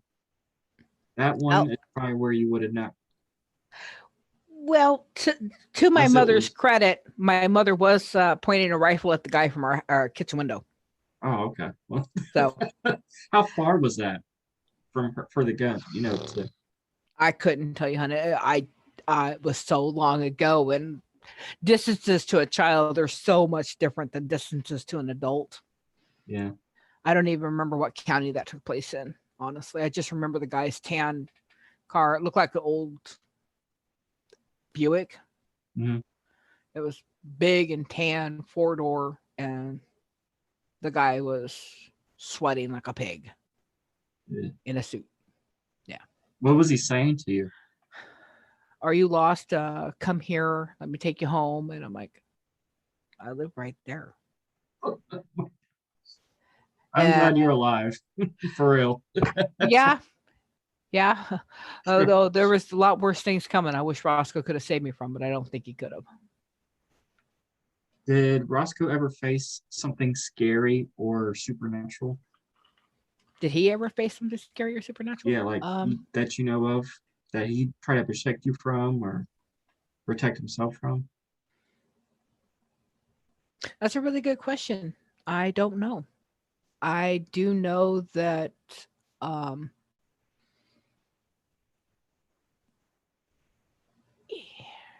there were things about him that said that there's probably questions better off not asked. Mhm. I did mention the fact that he could never be around other dogs.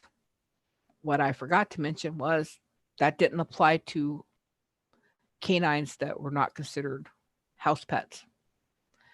When I was up in Oregon, and this is probably not too long after the incident with the Rogue River, my mom took me hiking, and we were going up, and I think she was going like mushroom hunting or something, or blackberry picking or something. And we had Roscoe with us, and we went up into the woods, and we always stopped by the pond. There was a beautiful, beautiful, beautiful crystal blue pond up there. And there was, to my mind, a dog laying half in, half out of it, lapping at the water, crying in pain. And being a kid, I had no receptors to fear. I ran over and grabbed the dog and pulled it up and was petting it and was basically telling my mom, save the baby. You know, this is just a puppy. Save the baby, mom, save the baby. And it was, in actuality, a coyote with a face full of porcupine quills.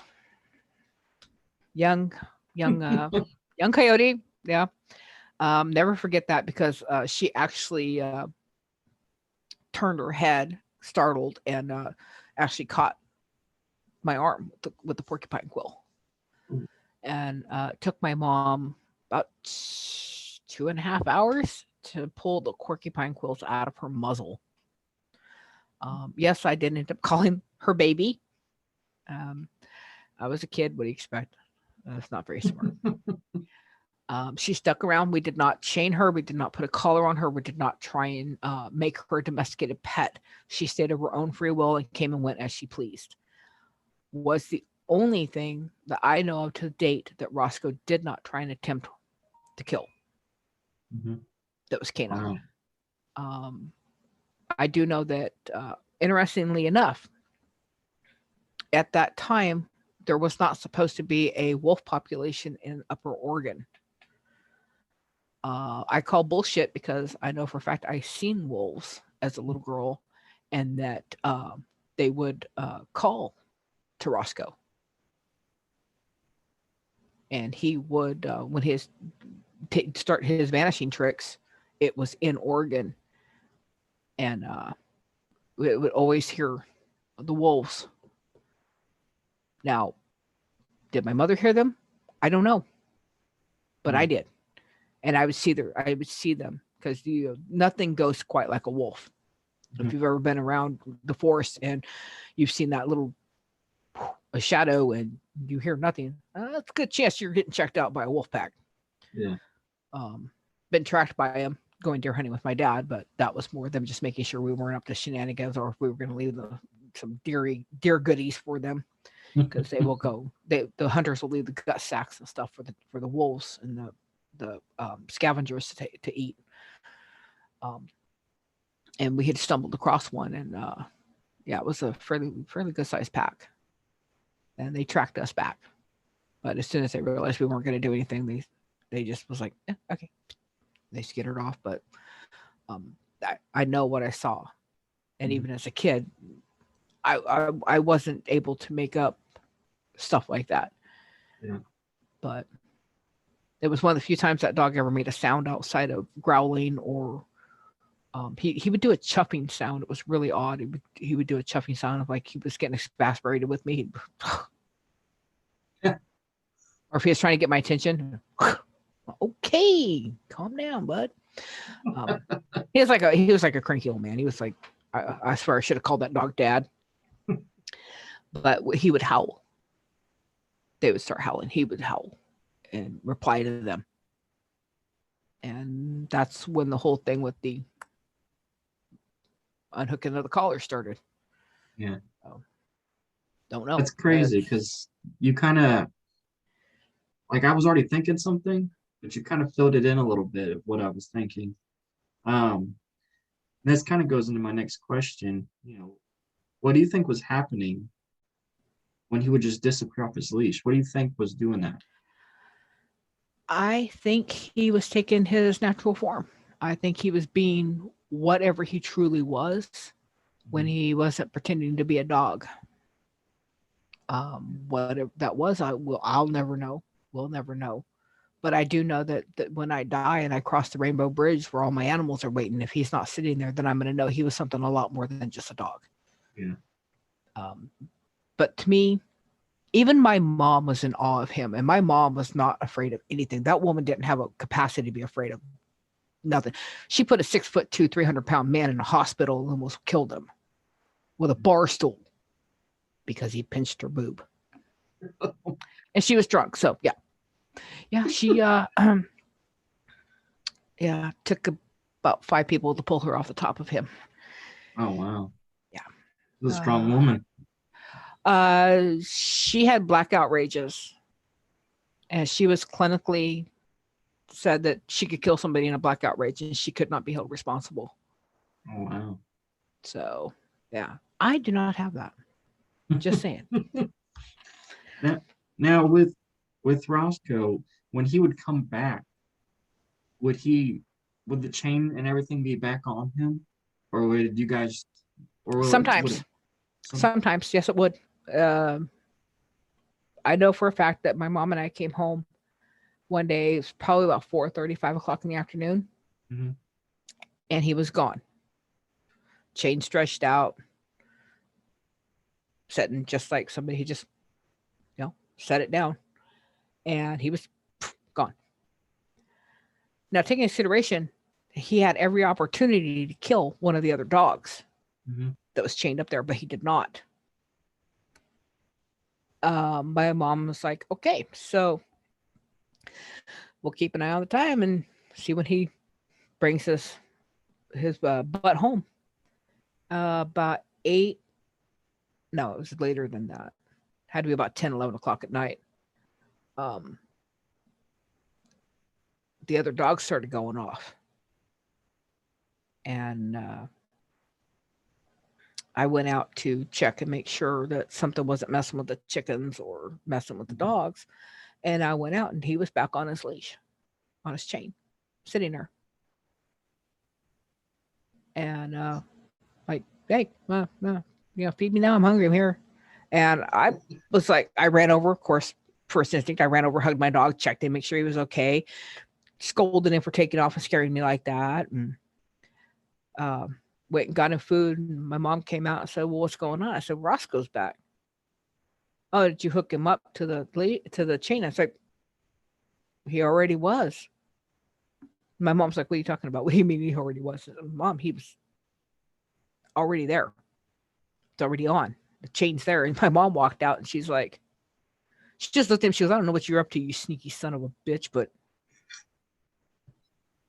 knocked that shit off. And she around walked off. My mom was my mom was a strange woman. I would probably wonder where I get it from, but yeah, it was just like one of those things. We just kind of, what are you going to do? This was the 70s. Really just kind of an odd time. And like I said, he did it multiple times. This wasn't like this was like the first time he'd ever done it. A couple times he did just trot right back up into the yard. I don't even remember why we were outside. And one of the times he did it, he trotted right on up. And like I said, it was that smell would give him away. And we never did figure out what that smell was. My mom always just chalked it up to him going after a skunk. But I've been in the country. I've smelled skunk. I've been sprayed by a skunk. This was more than a skunk. This was something way, way earthier, way skunk will bring tears to your eyes. Just the power of the stench. But this would literally just take your breath. And there was something about it that would just set off your prey instinct of get the hell away, get the hell away, get the hell away. Now, my mom, she didn't have that receptors in her brain. Literally, my mom back down was not an option with my mother. So it was, whenever he rolled his butt, sometimes he was rolling his black butt home at 1, 2 o'clock in the morning. They'd go out, grab the hose, grab the dish soap, wash the dog. And I wish my grandmother was alive, because a couple of times my grandmother was around when older women would freak out, start crossing themselves, even if they weren't Catholic, and start screaming that dog was a demon. Yeah, that's so weird. And it was funny because like I said, my grandmother is very much religious. She also saw a UFO. Didn't get too excited about it. Just straight, I saw a UFO on my birthday this morning, 3 a.m. outside. Took me outside, showed me right where she saw. I was like, I looked at her and said, Grandma, weren't you scared? She's like, nah, they didn't want my fat old ass. I'm like, okay, Grandma, whatever. That's funny as heck. I think her exact words were, they don't have a tractor beam strong enough to pull me up. What time would he disappear? It was always about time? dusk. It was always about dusk, and he would, anywhere from midnight to 2 o'clock in the morning, she'd show back up, roughly, give or take. You got to remember, you're asking somebody. This was back when I was a kid. We didn't really keep an eye on time, and we didn't have cute little cell phones to give us the time. Those teachers, they always said you'll never be walking around with a calculator in your pocket. You got to learn how to do the math. Yeah. Like, hey, guess what, teach? Got you. Oh man. Now, you kind of answered the smell part again a little bit more. What do you think? I have my own idea and opinion. I'm gonna go over with you in a little bit, but I want to know, what do you think that smell was that he brought back? What do you think it was from? The only thing I can think of that makes any form of sense to me was it was whatever was happening when he was shifting to take his true form. Yeah. Because where we were at, there were farms, but there were no pig farms or anything like that, which could have maybe played into that nastier smell. Because in Empire, we did actually have a pig farm across the canal, and during the summer, oh my God, you never want to be downwind from a pig farm. That ranks right up there with a tallow works truck driving by. And if anybody's ever lived out in the country and knows about the tallow trucks going by and picking up dead livestock and throwing them in that, oh my God. This was almost to that magnitude, but not quite. Like I said, it was almost like skunk meets a swamp. Not that I'm saying that my dog was the skunk ape man of Florida or anything, but that's the only thing I can really liken it to, because of growing up night fishing, and you get that wet earth smell and the cat tails growing and the different weeds that grow along the banks of the water stuff, and you get that real earthy, wet dog kind of smell, I guess you could say. But I always kind of thought maybe that's what a swamp smelled like. I've never been to a swamp. I don't know at least what about swamps, except that if they're in Florida, hell no, because until that gator can fly to California, I'm done. No, I ain't playing with no gators. But and then there's the overlay of skunk. So I know there's a certain plant that smells very similar to a skunk.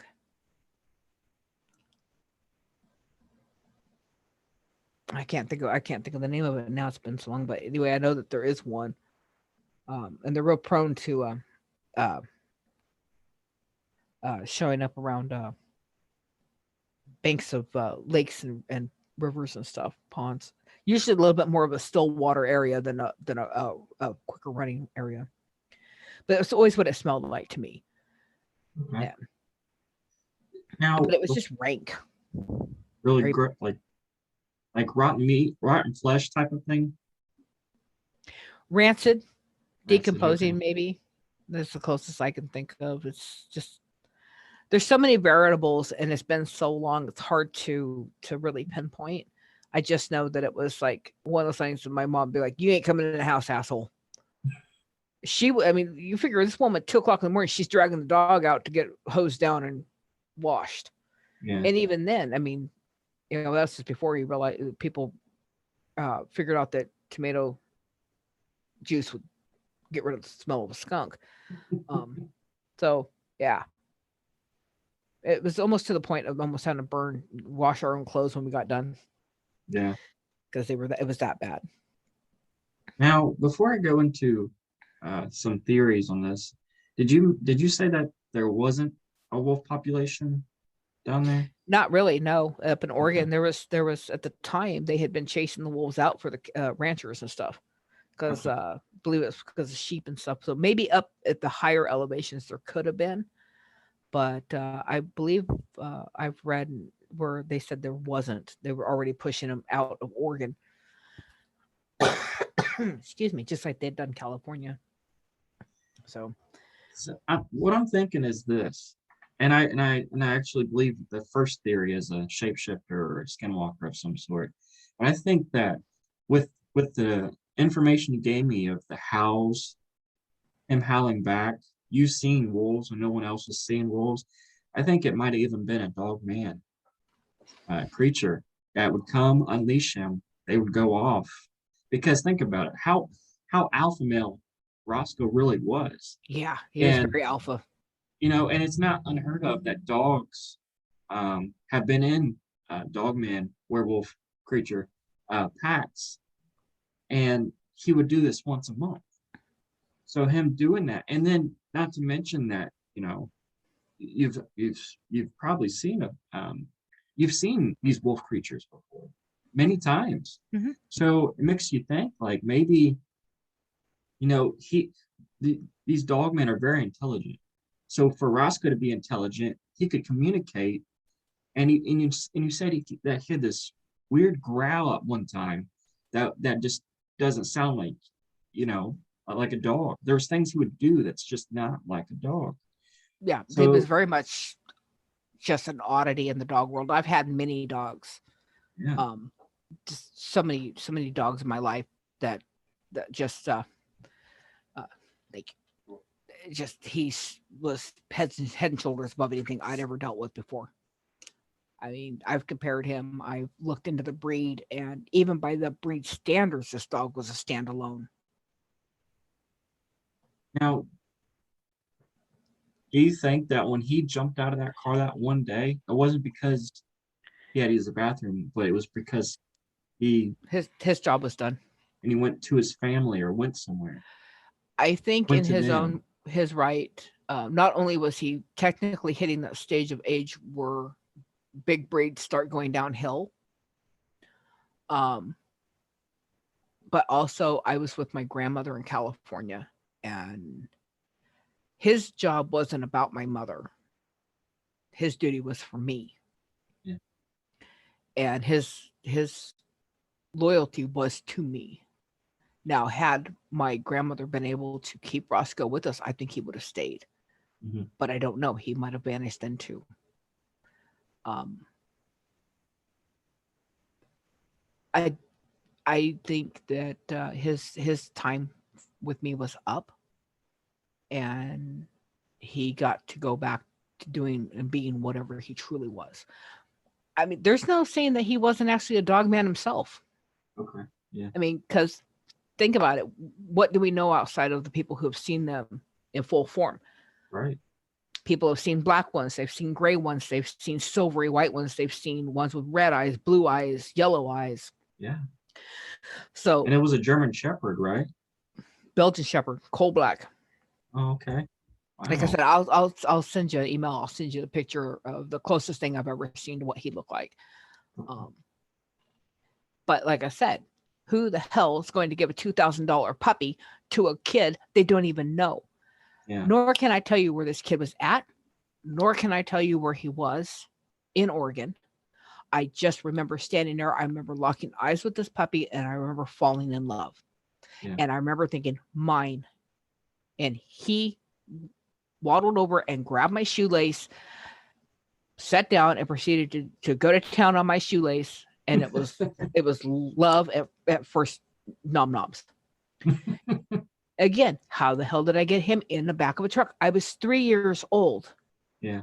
I could barely reach the bumper, let alone and the truck bed was shut. It wasn't down, so I couldn't just shove him up there. The truck bed was shut. So how the hell did I get up there and put a wiggling, squirming puppy in the back of a truck? Can you remember how he got up there? No. Or in there? No. And like I said, my mom and the kids she was talking to were not looking at the truck because she didn't think I'd be able to do it. When they turned around, Roscoe was in the truck and I was standing there on the ground, grinning. Now, my mom mentioned something a long time ago about that, and I can't exactly remember what she said. But she said I said something to the effect of he got himself in there. He wants to come home with us. And it never made sense, and given my mom's alcoholism, I really didn't always believe some of the stuff she said. Yeah. Because there was the time she bought me an Appaloosa horse. I was 5. Never had a horse until I was 17. Yeah. So my mom could fabricate things, but there were certain things that she couldn't. And that was one of them, because I do remember the instance. I remember the kid.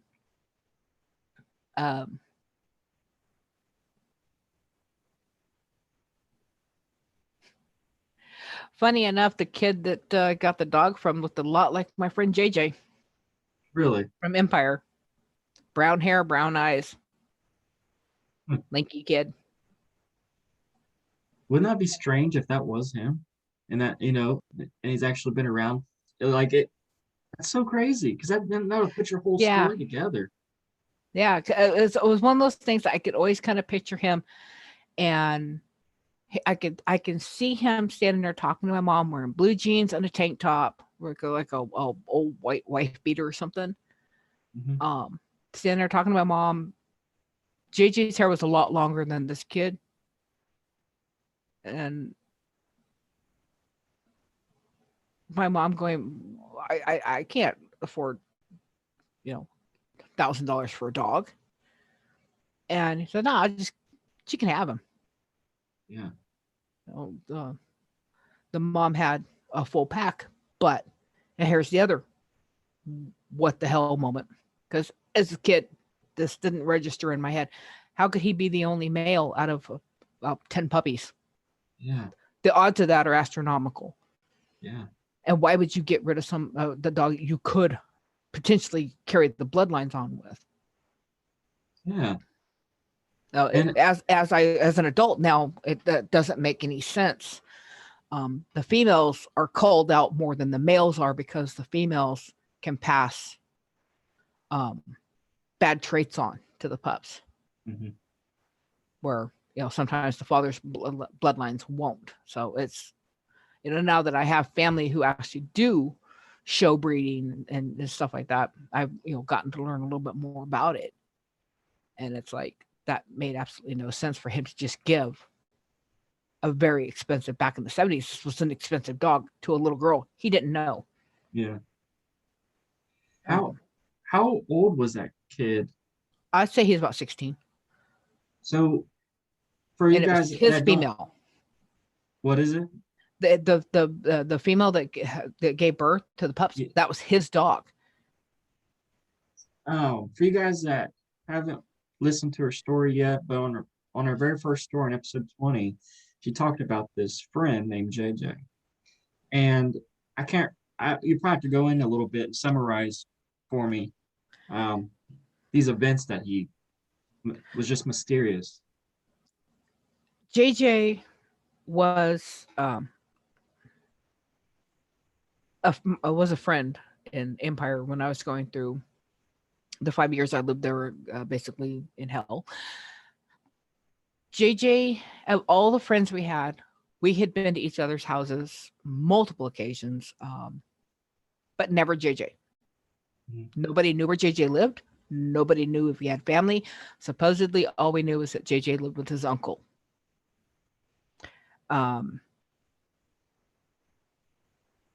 There was really nothing that really stood out about JJ. Long brown hair, brown eyes, normal complexion, soft spoken. JJ didn't do a lot of talking unless he had something to say. But he always had the uncanny ability to show up whenever I was about to get my ass into trouble, which was, in that town, not hard to do.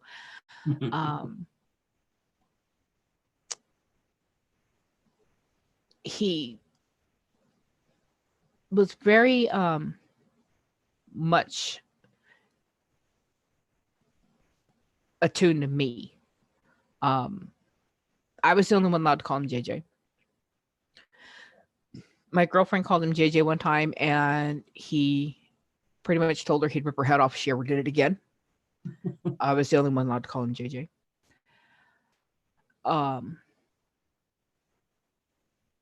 I made a comment at school because we were going to middle school, and I hated that school, and I was just really dealing with some stressful stuff, and made a comment I was going to go home and kill myself. And how, to this day, I still don't know how JJ found out, because none of our little pack of friends was around. I was just some offhanded comment I made to some girl that didn't even hang with us. And I walk out and I see, my buddies, and JJ was with them, and I go to walk over. JJ met up with me before I could get over there and grabbed me by the front of my shirt and literally picked me up and slammed me up against the wall and told me if he ever heard me say something like that again, he was going to kick my ass. JJ wasn't the violent type. I had several friends who were notorious for rage and temper and stuff. JJ was always the quiet one. Of course, they always say the quiet ones are the ones you really want to watch. Yeah.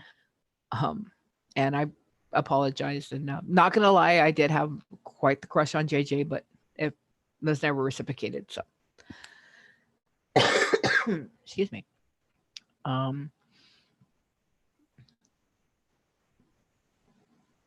JJ somehow knew my brother, the one that passed away in the 80s. I never figured out how, but Dennis knew JJ and JJ knew Dennis. I was under the assumption that it was through the drugs because my brother was a drug addict, and JJ had mentioned saying that he doing drugs and stuff. Never saw him do more than smoke a joint. Even then, if we were all around in a group, there'd be several of us stumbling over, tripping over the bud, but for the most part, we're all just sitting around laughing like a bunch of idiots because, laughing at. We don't even ask us what we did. We couldn't tell you what we were laughing at because we were just laughing because we were all stoned and stupid. But he never would. He was always kind of like the designated person. He's just a very unique guy, and I can find no trace of him having ever gone to the school we went to.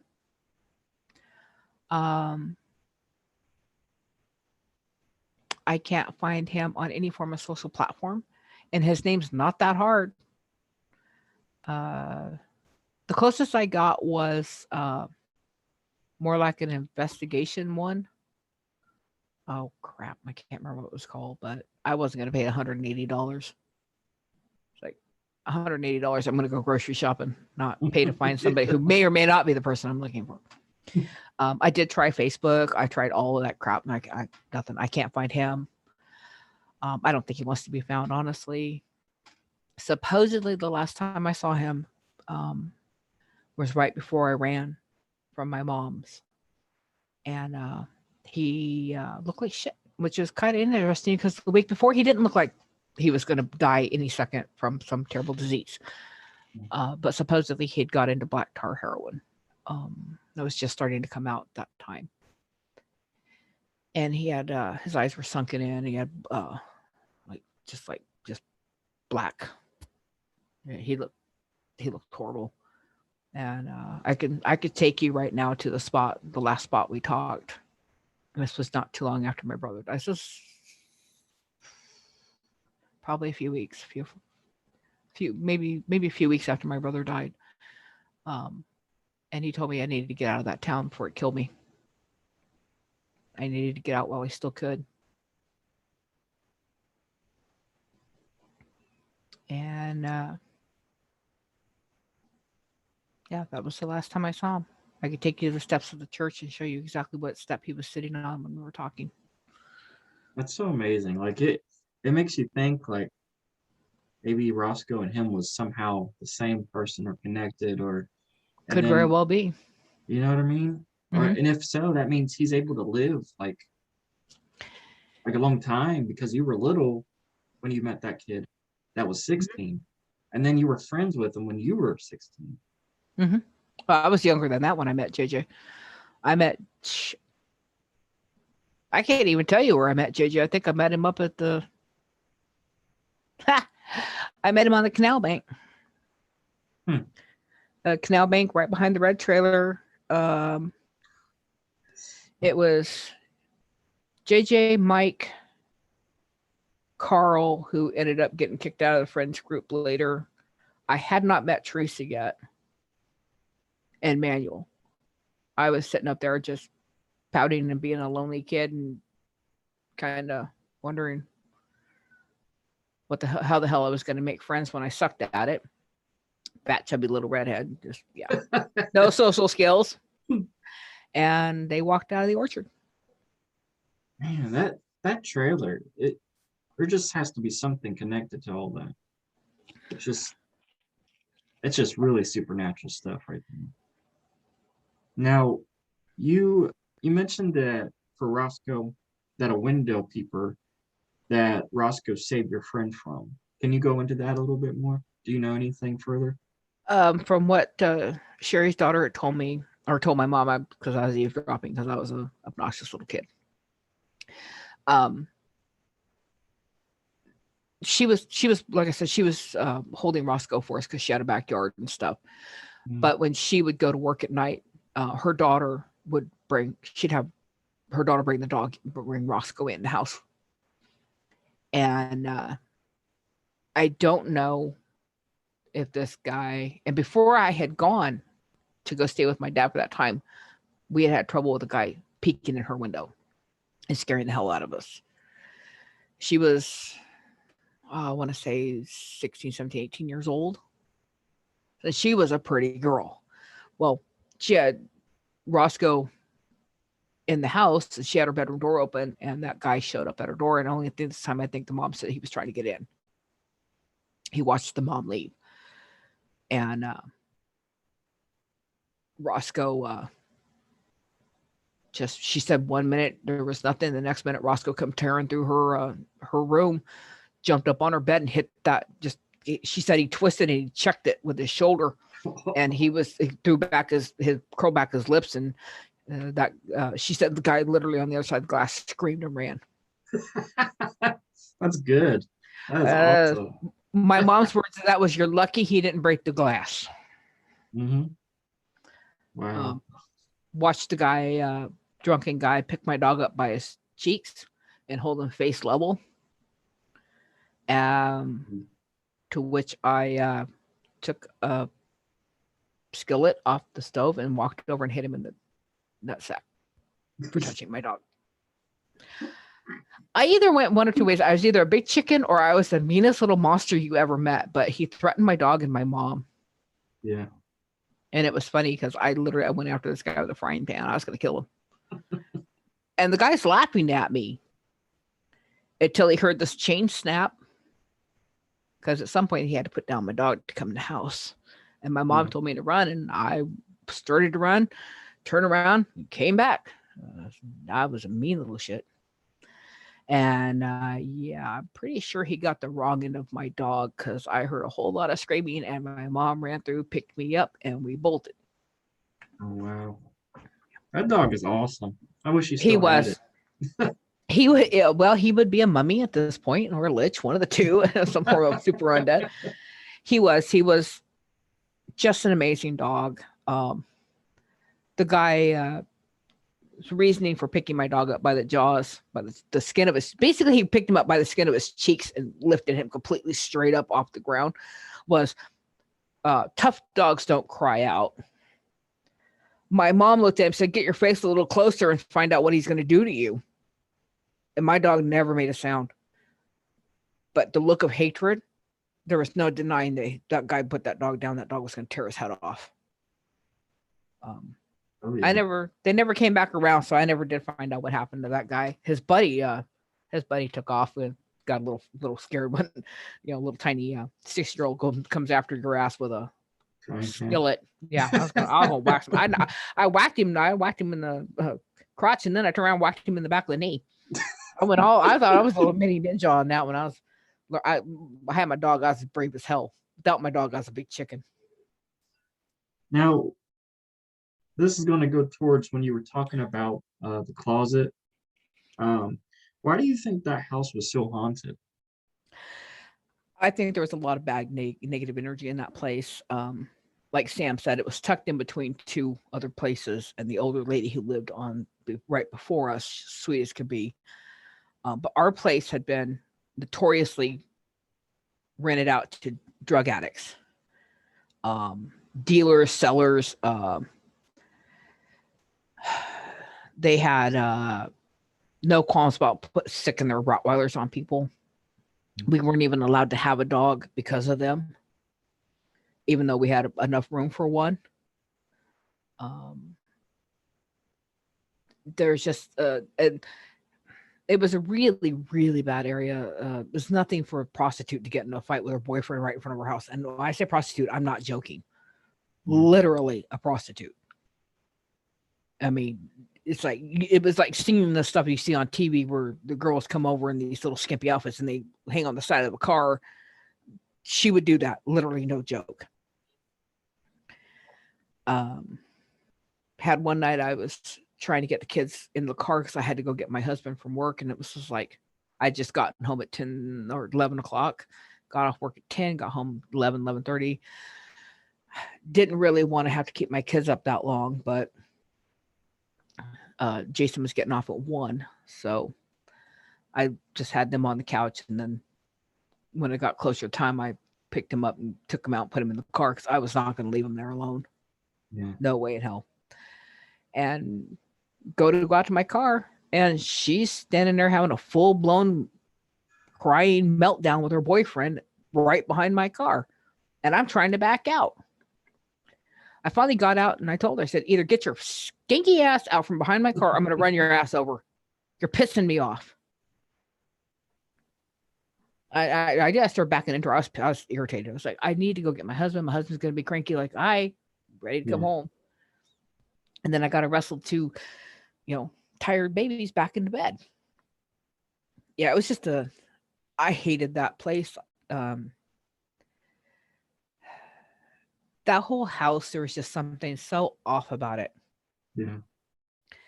It never felt like a home.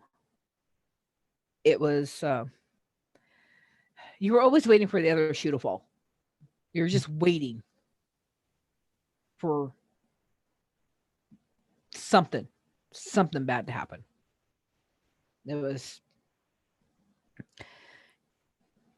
just weird. It was just there was no way that place was ever. And to this day, I actually had a friend who lived in that area checked on it, and she said they've never gotten anybody to stay there more than a year. They're constantly moving people out of that place. Yeah, but literally a month after we moved out, they fixed the broken window. They fixed the doors. Yeah. They could have did that when you were living in it, huh? Nope, couldn't do it then. They kept putting us off every time we mentioned it.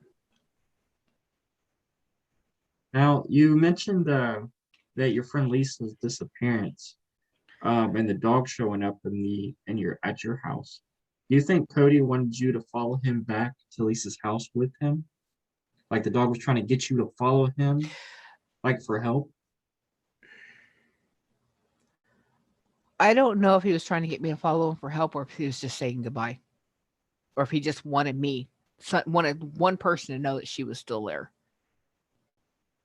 Okay. Unfortunately, at that time,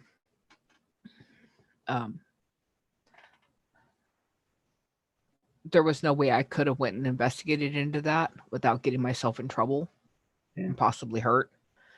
My dad's philosophy was just leave it alone.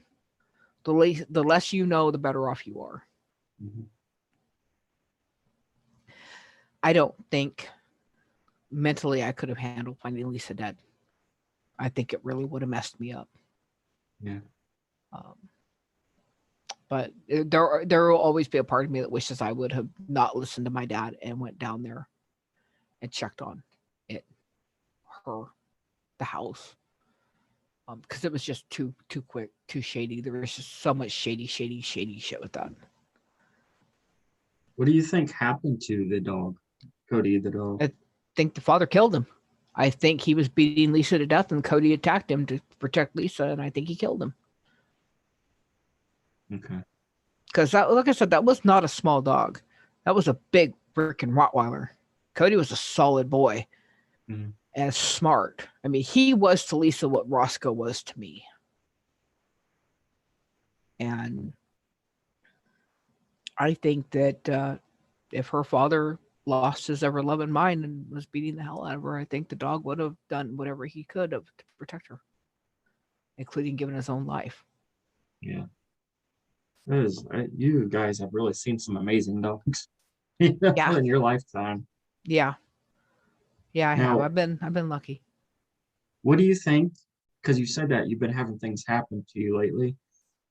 What do you think it is that's been messing with you lately?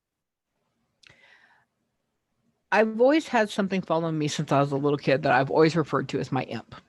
I don't know if it really is an imp. I just call it an imp because when you're a little kid, you don't know what else to call the little black form that likes to follow you around.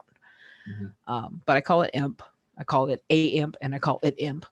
It's a little black shadow, little mass that has been with me since I was a little girl. I was talking to it in my crib when I was a baby. Subsequently, interestingly enough, with each birth of each of my children, another one popped up. Mine's black. Mm-hmm. My daughter's is white, and my son's is gray. Wow. So each child subsequently got their own little shadow imp thingy. I don't know if it's a family thing that passed through that I just don't know about, because almost all my family's dead at this point.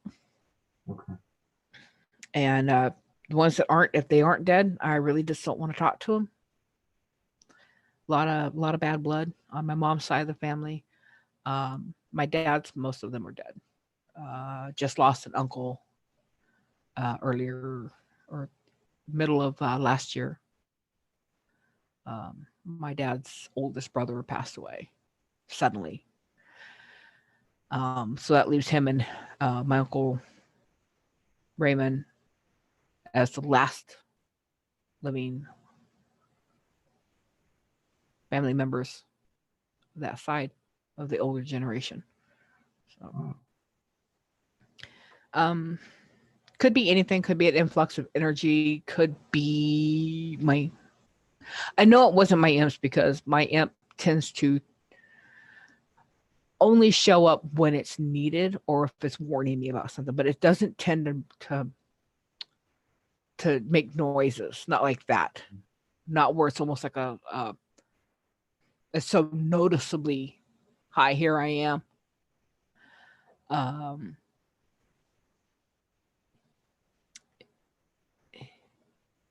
I was going somewhere with that tangent, and my brain just went, no, you're not. Okay. I know you'll probably remember. But the funny part is no matter where we move, those three come with us. When my daughter moved out for a time and went and got roommates, moved into another place, her imp was gone. Went with her. And we do think they tend to sometimes manifest into the animals that we adopt. Okay, I can see that and believe that. Since I've had Loki, I used to have a thing where I would hear a cat. I'd feel a cat jump up on my bed, and I would hear it purring. Never thought anything about it because I've had many cats that I have loved and lost. They took a piece of my heart when they went. So I didn't think anything about it. Honestly, I really thought it was my, I had one cat that was the most unique animal and I have ever met in my life. There will never be another cat like this one, not only for looks, but just sheer audacity. My friend gave me a kitten that was half Persian. So he had that beautiful Persian gray silky fur. It was like watching moving smoke. It was black and it was gray and there was like silver in it. Jesus Christ, he was a beautiful cat. If I had a picture of him, you'd think he was a supermodel. But he had bright orange eyes. From the time his eyes popped open as a kitten, this cat had orange eyes, pumpkin orange. So being the smart ass I am, because it irritated my mother-in-law, I called him Lucifer.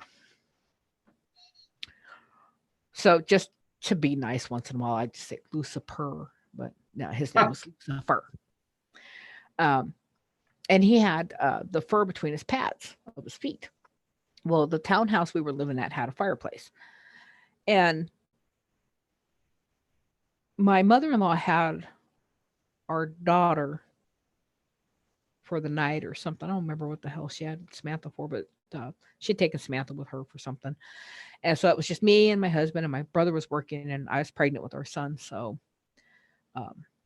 we didn't have, anybody. So we're getting romantic in front of the fireplace, had little blankets out, just had a little thing of champagne. And no, okay, it wasn't really champagne because I was pregnant. That was apple cider, which I learned really quick. I hate apple cider. Ew. So we were sitting there. We let the fire die out, and so it was just like coals. And my husband looks at me and goes, "What the hell is that stupid cat doing?" I'm like, "What cat? Yours or mine?" And he goes, "Yours. Mine's too smart for that shit." And I look over. He had knocked the chain, the barrier in front of the fireplace open, and was going in there, fire walking on the hot coals. And I freaked out because I'm like, oh my God, he's got all that long fur. He's going to spontaneously combust. We're going to have fire cat in the fireplace. And I jumped up and grabbed the cat and pulled him out. And he's purring like a fiend. Picked his paws up, not even a singed hair. Wow, that is incredible. And I was like, I thought, okay, well, maybe there was a layer. We could see the coals, but maybe there was a layer. No, I put my hand over there. It's like, oh, that, no. I looked, I picked him up and I'm looking at him and said, "You're not very smart, are you, buddy?" Like, you got lucky this time, bud. And that was it. The fireplace got cleaned out and never got used again. Got blocked off the front. But he was so cool because he would sleep with me. He was definitely a mama's boy. But because I was pregnant, I had to sleep. Couldn't sleep on my stomach, which I love to sleep on my stomach. I'm a stomach sleeper. So I had to find other ways to get comfortable. But he would lay, literally his belly would be here and paws here and here, tail. And he would tuck his head and he would purr. Well, that cat knew how to pop my buttons and boom, sleep, instant sleep. So I always associated that with Lucifer because I lost Lucifer to upper respiratory infection. It hit him so fast. He was showing absolutely no signs, went to bed, woke up, and he was just covered in mucus. Took him in, and anybody who lives in Modesto, don't ever take your pets to Paradise Vet. They suck. They will kill your pets. Just saying that. Doing they killed my cat, basically. It was either I paid $280 to get an injection, an antibiotic, or I could pay $50 to have him put down while we were flat ass broke. Yeah. So I ended up having to put my beautiful cat down. But he was so far gone at that point. The nicer person in that office was like, there's no way he's going to come back from that. It's like, he was fine yesterday. Or you're going to tell me this happened this fast? Yeah. My husband's cat and her 3 kittens just went through this shit and they're fine. And so I don't know what the hell happened, but anyway, I lost my baby. And to this day, I've always associated that with Lucifer. I'm hearing him, especially, and I notice it really tends to happen if I'm very stressed out or upset about something or just needing that comfort. But it stopped since I got Loki. And that is the weirdest cat. I've never had a cat that could sleep and purr for hours. But he will sleep purr for hours, especially if he's sleeping with me. And he has to be touching me. If he's sleeping with me, when I say sleeping with me, it's like if my husband were trying to sleep with me, the cat would be like, no, get away. Because he's got to be up. He's got to have a paw on me. He's like last night he reached out. No. Blankets. He's got to be touching me. He's got to be touching. He's got to be sleeping against my side. He's got to have his head or paws right here on my fat roll. He's got to be touching me. Got to be there. And the dog knows her place, which is not up by me. It's on the other side of the bed. Up on Mama is where Loki's going to be. He put her in her place a few times real quick when she was the pup. Like, no. This is mine. Body pillow area is mine. You are on the other side. Go away. He's a bossy dude. Well, I got, I think, one more question for you. And then we will wrap things up. You were talking about possibly seeing, I'm assuming it was a dogman that was crouched when in the bushes. And you said that your nephew would see it at the window. How tall was this creature? And how many times did your nephew see it at the window? My nephew was seeing something, but I don't think what he was seeing was a dogman. Okay. My nephew has his own thing following him. Okay. Which is why I said that's the reason I'm not pushing him to talk as much as I think it'd be good for him. Mm-hmm. He's very, very scared to talk about it. Like every time he starts talking about it with somebody that's not me, bad shit happens. Almost done. Do you think you'd be able to possibly maybe record his story yourself? Sorry, I got my husband talking to me. I wouldn't do that to him without his permission. Well, that's what I'm saying. I am talking to him about it. Okay. And I think instead of trying to, talk to me, where I've seen some of the things he's talking about. Yeah. He's seen some of the things that follow me that I didn't even know were following me until he told me. Oh, wow. He's had dreams of seeing the shit that happened to me in that red trailer through its eyes, not mine, through the monsters.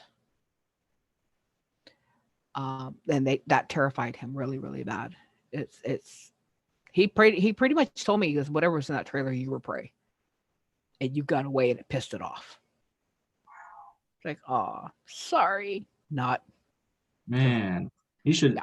Next time I'm bringing you on here, you should tell his stories if he doesn't want to tell them, because that sounds just holy crap. He did some stupid shit involving a Ouija board and opening a room that he shouldn't have. Okay. So he's very, very scared of that entity, whatever that is. So once he gets a little bit more balanced, I think he'd be able to talk about it. I couldn't do him justice, and he has a hard time articulating, especially when the fear starts creeping in. Yeah. But whatever I saw back there was an isolated incident, and it was gone. It was tall. Whatever it was, it eclipsed, because the boards, like I said, the back fence isn't that great. Mm-hmm. It's got it's all standing up, but there's like holes like this. Well, when you're in town, most people don't shut their damn porch lights off, so there's always some form of light coming through. And this thing eclipsed at least the width of, well, I'd say about 4 or 5 boards, just width-wise. So this thing crouching down like this, that's still standing up, and you could kind of almost watch the silhouette, but it was thrown off by the branches of the bush that was there. So I don't know. I can't say it was a dog man. I can't say it wasn't a human. It just could have been the abstraction of how they stood up in the shadows. But I personally feel that it made my hackles rise. So it was like my inner bunny rabbit was going, we're prey. So, and my inner chicken was like going back to the hen house. Like just get in the house. If this thing wanted in, it would have gotten in. Really, we have a bay window in the middle room. I've always said if I ever move to the country, it'll suck because I'll have to go sit on the front porch to see the nature because I will have no windows in the first floor of my house. Oh yeah. So. Well, Sandy, I really appreciate having you on again and, telling some more of your stories. It would be awesome if your nephew ever decides he wants to come on, or maybe you could sit with him and when he tells it and just feel comfortable. Might try something like that. I'll talk to him about something like that. Might have to take baby steps with him. It'll probably be a shorter one because he gets antsy after a while. Yeah. But yeah, him and I together have seen some crazy shit. Yeah. We can make it like a two-person story where you're kind of backing up what he's seeing with your extra details, and that would be great. Yeah. So, I'll talk to him. We got a lot of yard work and stuff to do, but I'll promise him good food or something because he's swayed by his stomach. Well, Sandy, would you like to give the closing comments or any advice for your experiences for anybody else that may have them? I know some of the experiences are scary, and some of them are kind of more of, wow, what is this? But I think that all of them were some form of a lesson. Whether you get that lesson or you understand it, that's up to you.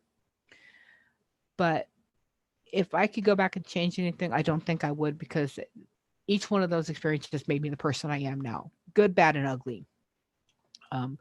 Would I love to be able to see Roscoe again one more time and thank him for everything he did for me? Oh, absolutely. I wouldn't want him to see me like this because, damn, I did not age well. Just saying. But he gave me a lot. He gave me a sense of security when I was coming up in a direction that I wasn't going to have that anymore. I think more than anything, if he's proud of the person I became, that means more to me than any of my family telling me that they're proud of me. It's like, I don't care what you think of me. You put me in this position. My dog didn't. I wish my daughter could have met my dog. More than anything, my kids, I wish they could have seen Roscoe and known him for the amazing creature he was. Could he have survived in this day and age? No, I would have had to have him put down for vicious behavior. But in the 70s and stuff, you didn't mess with somebody's truck. You didn't mess with their yard. Their dog got you. Not so nowadays, sadly. But regardless of whether it doesn't matter if he was a dog, a guardian, a dog man, a werewolf. I don't care. Mm-hmm. He was my friend. He was my companion. He was a better parent than my own parent was, honestly, if you stop and think about it. She wouldn't even jump in the river and save me. My dog had to do it. What's that tell you about her parenting skills?